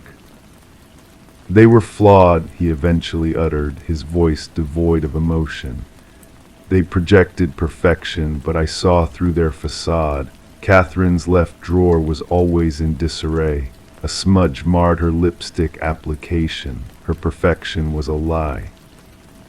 The quest for the two initial victims alluded to in his note led detectives to remote locales where two more suitcases were unearthed. Within lay women akin to Walsh, both real estate agents who touted their meticulous attention to detail. During his trial, Linden sat impassive, his visage a mask as prosecutors delineated his meticulous modus operandi. He had shadowed each woman for months, scrutinizing their routines, infiltrating their residences, studying their lives. When he finally claimed them, he sought to correct what he perceived as their imperfections, tending to their hair, applying cosmetics with precision, dressing them in finery before extinguishing their lives. The families of the victims watched in silence as the judge imposed a life sentence without the chance of clemency. For Mercer, the case was officially concluded, yet enigmas lingered. What had spurred Linden's fixation on these particular women? What inner flaw had he sought to expunge through these grisly deeds? Downstream, the river meandered, its waters cleansing away all traces. But in the precinct upon Mercer's desk rested copies of those eerie notebooks, a reminder that behind veneers of normalcy, in the heart of seemingly mundane lives, darkness may lurk. And sometimes the most perilous predators are those who dwell in plain sight, observing, waiting for a solitary flaw to expose itself. Story 23. In a quiet town shrouded in mystery, she crossed the threshold of the abandoned Victorian, disturbing the settled dust that danced in the stillness. The house stood frozen in time, its peeling walls and shrouded furniture telling tales of neglect and forgotten memories. but there was a peculiar anomaly within these decaying walls. Every door, no matter where it led, always brought her back to the parlor. A maze of rooms that defied logic, trapping her in a loop of familiarity and confusion. The only escape seemed to be the entrance she came through, yet when she turned to leave, the front door had vanished into thin air, leaving her trapped in a web of perplexity. Detective Sarah Lind found herself at the heart of a chilling investigation as the discovery of Morgan Pierce's lifeless body turned the once abandoned Victorian into a haunting crime scene. The house, known for its unsettling reputation of spinning compasses and eerie sensations, now held secrets darker than any local legend. As forensic technicians moved silently through the dim interior, the truth of Morgan's demise began to unravel. The medical examiner's hushed voice revealed that Morgan had passed away 3 days prior, a victim of asphyxiation. Her body, found seated in an antique chair in the parlor, exuded a serene calmness that belied the tragedy of her death. No signs of struggle, no evidence of foul play, just a peaceful figure frozen in time, as if waiting for an unseen visitor. It was uncovered that Morgan, a curious graduate student with a penchant for architectural anomalies, had a deep fascination with the enigmatic Victorian. Her research led her to the house multiple times, documenting strange phenomena and inexplicable occurrences within its walls. Her final journal entry hinted at spatial inconsistencies and a quest to unlock the house's hidden truths that may have led to her untimely demise. As the investigation progressed, fragments of deleted messages on Morgan's phone unveiled a mysterious connection she shared with someone equally intrigued by the house's mysteries. Conversations laced with intimacy and cryptic messages hinted at a shared understanding of the house's enigmatic past, a past that seemed to beckon from beyond the veil of reality. Adam Reeves, an expert in architectural history and a correspondent of Morgan's, emerged as a key figure in the unfolding drama. His knowledge of spatial illusions and hidden designs within the Victorian captivated Morgan's imagination, sparking a relationship that blurred the lines between personal and professional. Yet, even with his alibi confirmed, the shadows of suspicion loomed over the investigation. A revelation from Alina Blackwood's grandson shed light on a dark family secret the house had claimed lives for generations, each victim found in the parlor with an expression of serenity. Dubbed as the Claiming, these deaths hinted at a malevolent force lurking within the walls, a force that seemed to ensnare those who delved too deeply into its mysteries. A hidden compartment discovered behind the parlor fireplace unveiled a trove of artifacts from indigenous cultures, arranged in a cryptic pattern around a weathered figurine embodying a deity of liminal spaces. The presence of the rare alkaloid in Morgan's system, matching the residue on the artifacts, hinted at a connection between ancient rituals and modern tragedy. But the case took a sinister turn when Adam Reeves was found lifeless in his own apartment, mirroring Morgan's peaceful posture and the presence of the mysterious alkaloid in his system.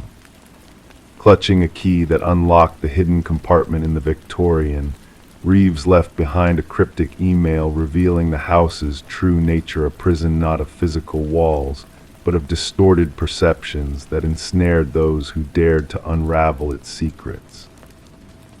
As the investigation lingered in the shadows of uncertainty, the condemned Victorian stood as a silent sentinel of forgotten truths and untold horrors. Whispers of spectral lights dancing within its walls and tales of vanished visitors haunted the town, each rumor a testament to the enduring mystery of a house where time stood still and reality twisted upon itself.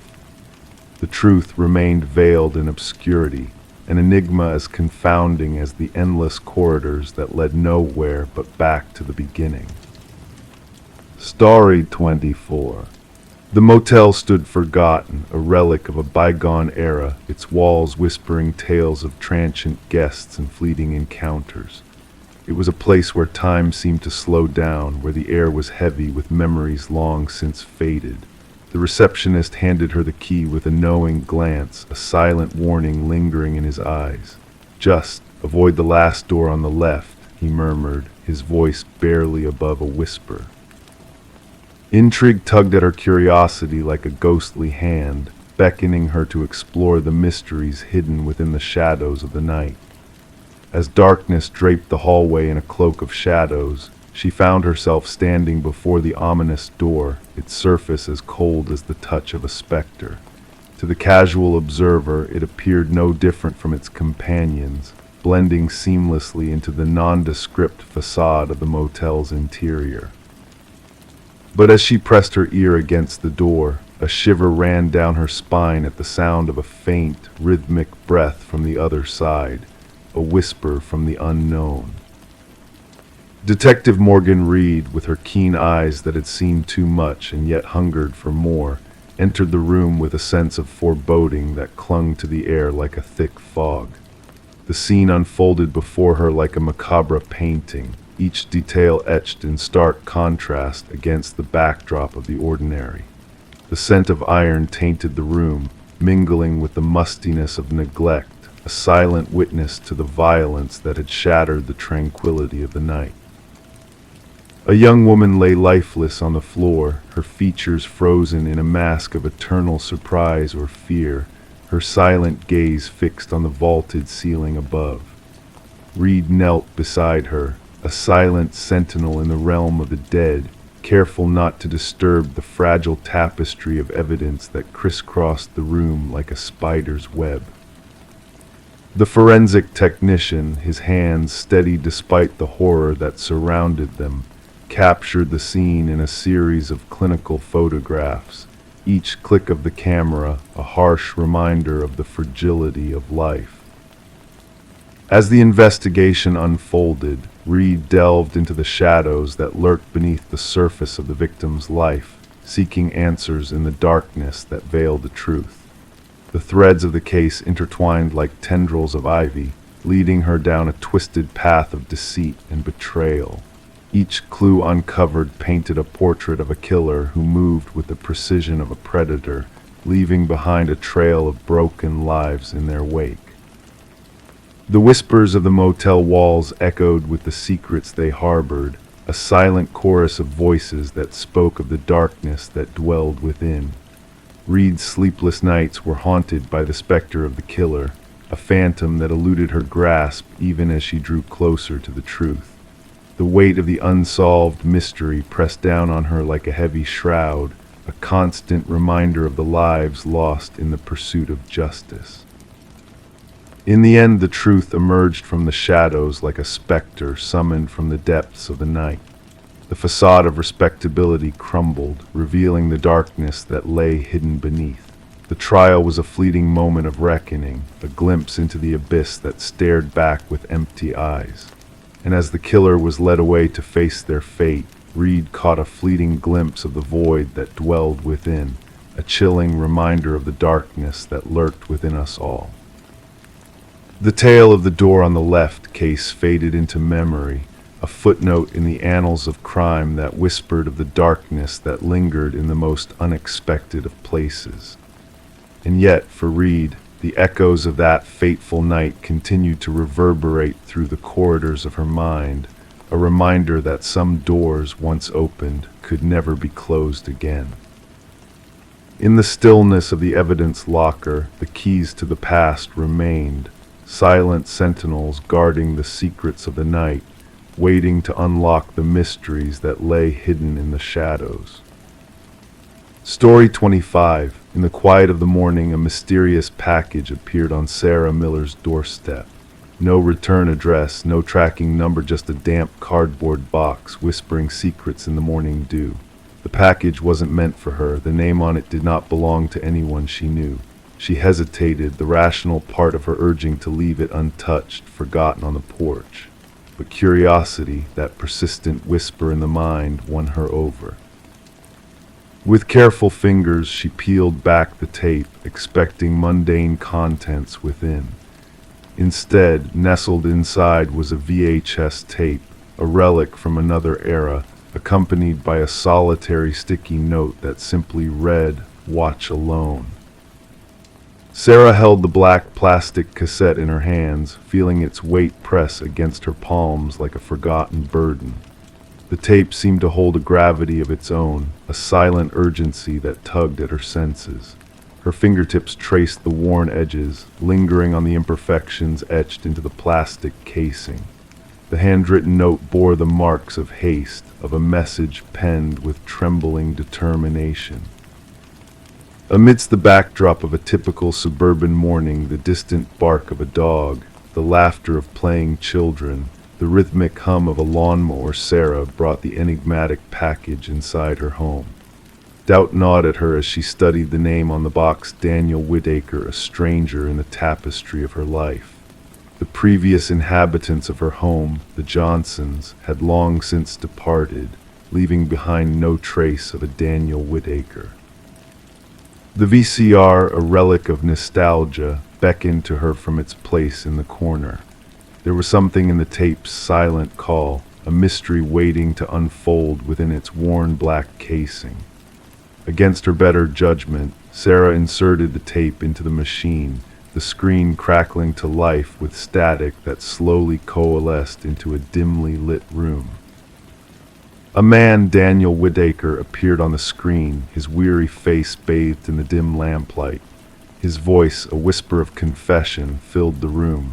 He spoke of innocence, of framed guilt, of a web of lies closing in around him. The room behind him, stark and bare, hinted at a life lived on the edge of shadows. As the tape unfolded its tale of deception and betrayal, Detective Eliza Ramirez found herself drawn into a labyrinth of mysteries. 5 tapes, 5 recipients, all linked by the haunting figure of Daniel Whitaker, the primary suspect in a murder case, a man who had vanished into the shadows, leaving behind a trail of cryptic messages. The investigation took a turn into the murky depths of corporate intrigue when Ramirez uncovered the truth behind Catherine Walsh's murder. A whistleblower silenced, evidence buried, truths twisted into lies. The pieces of the puzzle began to click into place, revealing a sinister conspiracy that reached far beyond a single crime. Sarah Miller, unwittingly pulled into the web of deceit, received a second package bearing revelations that shook the foundations of truth. Documents damning in their implications laid bare the corruption festering within PharmaCorp's walls. The tapestry of lies began to unravel, thread by thread, as Ramirez and the recipients of the mysterious tapes pieced together the fragments of a shattered reality. In a hidden storage unit, the final chapter of the saga unfolded. Daniel Whitaker's journal, Catherine Walsh's evidence, and the damning plans of those who sought to destroy them all laid bare in the dim light of justice. The truth, like a beacon in the darkness, illuminated the path to redemption. Sarah and Daniel, 2 souls adrift in the storm of manufactured truths, stood face to face in the aftermath. The wrong address, a twist of fate, had led them down a path of discovery and redemption. The tapes, silent witnesses to a world of deceit, were a reminder that sometimes the most profound truths arrive in the most unexpected of packages. And as Sarah watched Daniel retrieve his tape, a silent understanding passed between them, a bond forged in the crucible of lies, a testament to the enduring power of truth in a world shrouded in shadows. Story 26. She cleared the mist from the mirror, gazing at her own reflection. Everything appeared normal, her face familiar, her attire unchanged. Yet a sense of unease crept over her the longer she looked, a flicker caught in the corner of her eye, a movement not of her own making. When she turned away, her reflection remained motionless, observing. Thus began the enigma of Rebecca Thorne, sparked by that disquieting incident in her bathroom. What unfolded would baffle investigators and cast a shadow over the community for years to come. Rebecca resided solo in a modest apartment nestled within a tranquil suburban enclave. Known for her meticulous nature and reserved demeanor, she kept to herself while maintaining amicable relations with her neighbors. A data analyst by profession, she led a life governed by routine and precision. No one could have foreseen that she would emerge as the focal point of one of the most enigmatic criminal investigations in recent memory. The initial peculiar occurrence seemed harmless. Objects in Rebecca's abode had been subtly rearranged, nothing missing, just shifted from their usual places. A coffee mug relocated to a new shelf, books shuffled, her toothbrush found on the opposite side of the sink. She attributed these oddities to absent-mindedness, a byproduct of long hours spent engrossed in work under harsh fluorescent lights, staring at spreadsheets until her vision blurred. Detective Marion Shaw first received a report when Rebecca, after enduring weeks of such disturbances, finally reached out to the authorities. Initially deemed non-criminal, Shaw's initial assessment leaned towards a mental health concern rather than a legal matter. The complaint was duly noted but placed among the stack of less urgent cases. There was nothing concrete, Shaw later testified. No signs of forced entry, no missing items, just a woman sensing something amiss within her home. Everything shifted with the incident in the bathroom mirror. During her subsequent contact with the police, Rebecca vividly recounted how her reflection seemed to move independently, how she felt under surveillance even when solitude enveloped her. This time she provided proof, footage captured by a security camera she had installed, trained on her front door. The recording unveiled something that sent shivers down the spines of even the most seasoned officers. The grainy video depicted Rebecca departing for work in the morning. Yet, 20 minutes later, a figure identical to her used a key to access her apartment. Forensic analysts scrutinized the footage for signs of manipulation or tampering. None were found. The individual entering mimicked Rebecca's movements, attire, and even carried her distinctive leather bag. However, according to time-stamped footage from her workplace security system, Rebecca had already swiped into her office building across town. "We're facing a doppelganger scenario," Detective Shaw informed her superior. "Someone who has meticulously studied Ms. Thorne and can imitate her with uncanny precision." The probe intensified. Fingerprints within the apartment exclusively matched Rebecca's. No foreign DNA was unearthed. Neighbors reported nothing out of the ordinary, just Rebecca's routine comings and goings. Mrs. Keller, a neighbor, recalled greeting Rebecca upon her return one evening but receiving no response, a behavior she found atypical yet not alarming. Rebecca commenced documenting the disturbances in a journal. Minor alterations within her living space accumulated, unexplained disappearances of food from her refrigerator, internet searches on her computer she had not conducted. Most unsettling were the photographs on her phone selfies resembling her, yet taken without her knowledge. In some, her expression appeared subtly awry, the smile too broad, the gaze too intense. "I feel as though I'm descending into madness," she confided to Detective Shaw during their third interaction. "Or perhaps someone is orchestrating it to seem that way." A breakthrough emerged when investigators discerned a pattern in the security footage. The doppelganger only infiltrated when Rebecca departed for specific engagements, therapy sessions, yoga classes, Sunday morning grocery runs, pre-planned activities with predictable durations. "Someone possesses intricate knowledge of your routine," Shaw elucidated. "This isn't random, it's targeted observation and intrusion." A forensic psychologist posited that they were dealing with a fixation case, someone fixated on embodying Rebecca, living her life, potentially aiming to supplant her entirely. Such occurrences were rare but documented in psychological literature.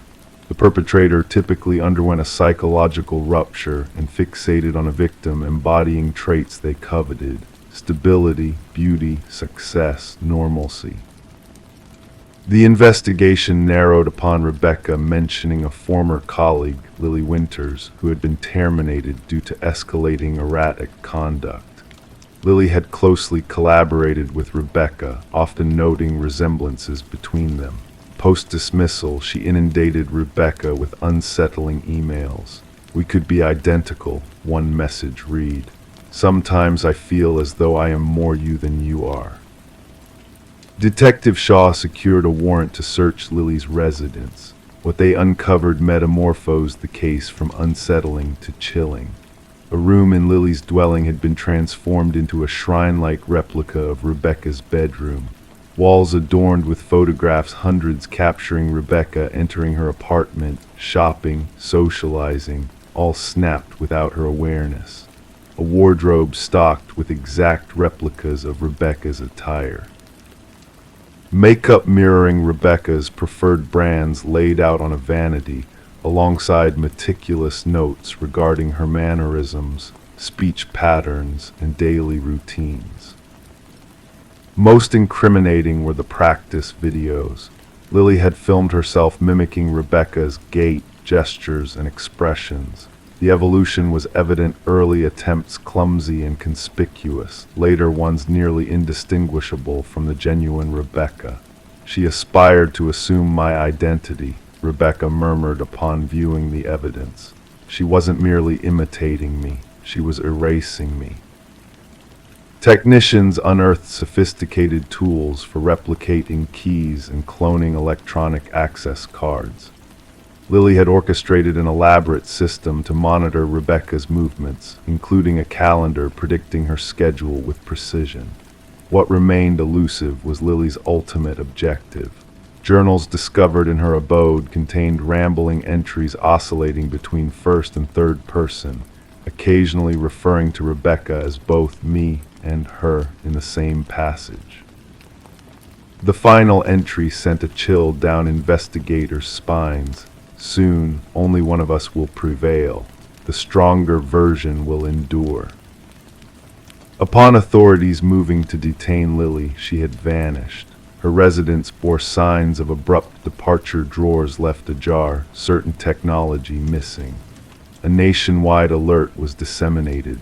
Rebecca was placed under protective custody, relocated to a secure site under continuous surveillance. For 3 weeks, every locale linked to her former life was under constant monitoring. Lily never surfaced. The case took a disconcerting turn when a security guard at Rebecca's previous workplace reported an anomaly. Rebecca had been spotted entering the building despite being on leave.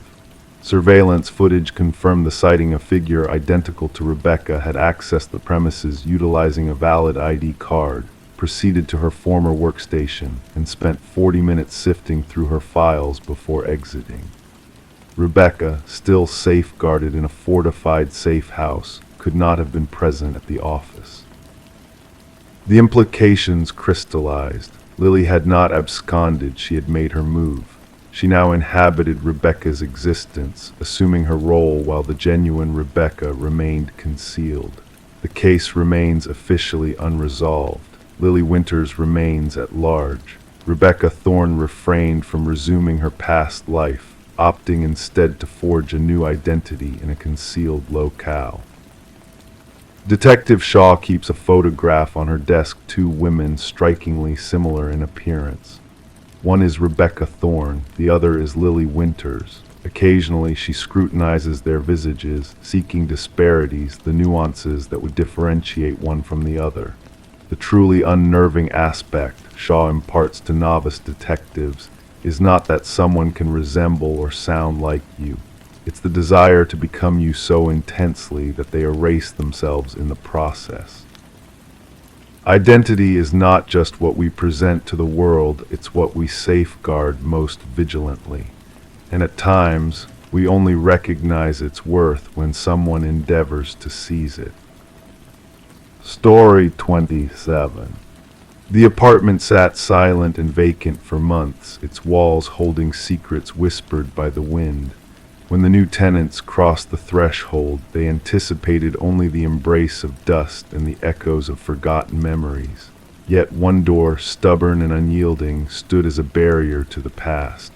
A closet, locked from within, held mysteries waiting to be unraveled. With a heavy sigh, the landlord forced the door open, revealing not just old coats or discarded trinkets, but a chilling tale etched into the very essence of the room. The walls bore witness to desperation, to a struggle against the confines of time and space. Deep, jagged scratches scarred the wood, telling a story of captivity and fear. In the corner, a relic of the past lay dormant, a relic of communication long severed, an old flip phone with a screen that still glowed faintly in the dim light. A single unread message lingered, haunting in its simplicity. I know what you did. Detective Morgan Shaw, seasoned in the art of unraveling enigmatic threads, felt a shiver dance down her spine at the sight before her. It wasn't the crimson stain of blood or the remnants of violence that unsettled her, but the silent plea echoed in those scratch marks, a plea for freedom, for release from the invisible chains that bound the unknown soul within. "We need forensics here now," she murmured to her partner, Officer Reed, who diligently captured the evidence before them. "And fetch me the records of the previous tenants." The message on the phone lingered like a ghostly whisper in the air, a harbinger of truths yet to be unveiled. The landlord, a man of nervous disposition and clammy hands, spoke of the previous tenant, a young woman, quiet and unassuming, who had vanished into the shadows without a trace.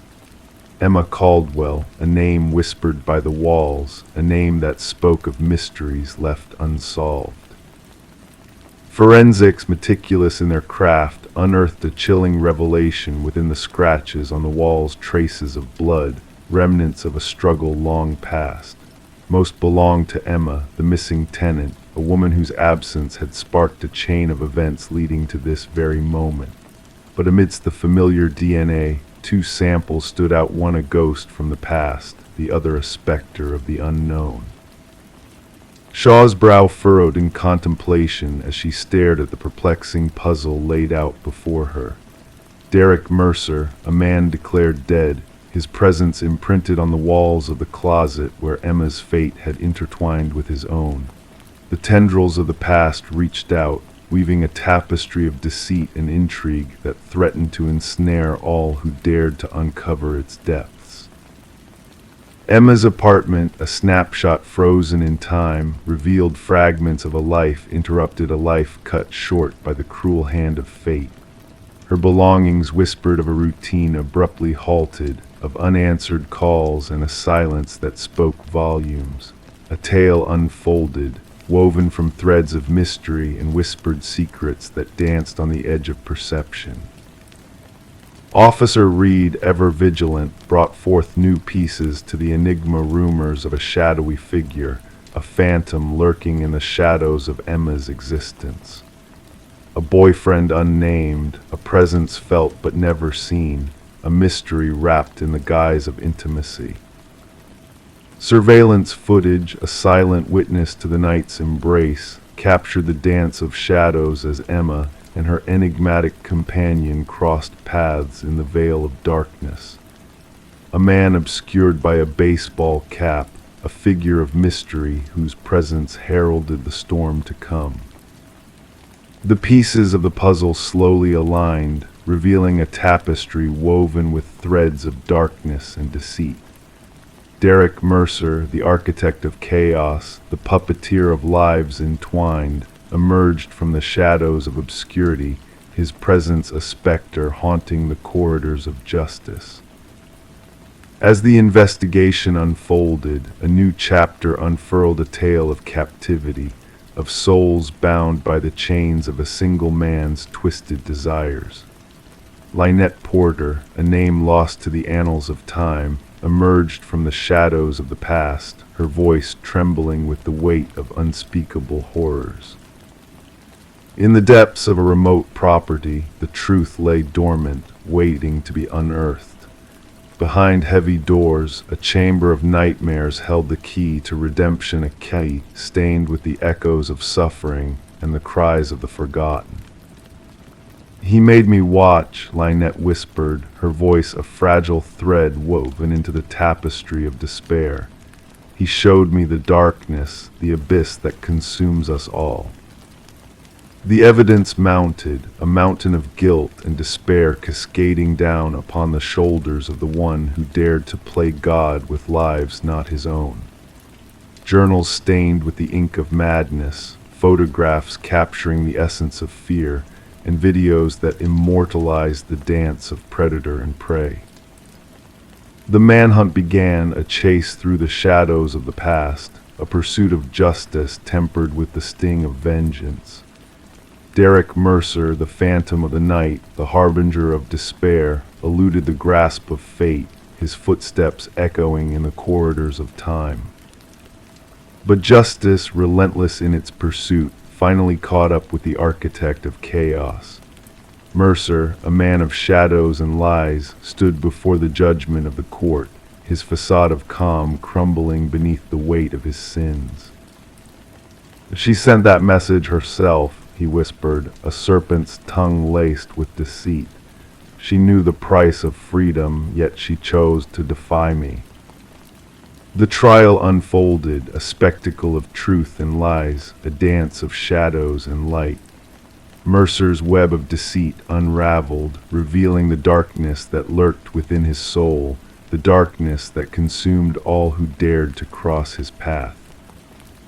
As the gavel fell, as the echoes of justice reverberated through the chamber, Mercer's smile remained a smile of defiance, of acceptance of a truth known only to him. Lynette Porter, a beacon of light in a sea of darkness, stood tall, her voice a clarion call for justice, for redemption. "He locked us in cages of his own making," she declared, her eyes ablaze with a fire that refused to be extinguished. "But while he rots in his cell, I shall dance in the light of freedom." And so the chapter closed on a tale of darkness and light, of shadows and truth. Detective Shaw, keeper of secrets untold, bore witness to the echoes of the past, to the whispers of the forgotten. The closet door, a silent sentinel of the horrors within, stood as a reminder that even in the darkest of nights, the light of justice shall prevail, casting shadows into the abyss and illuminating the path to redemption.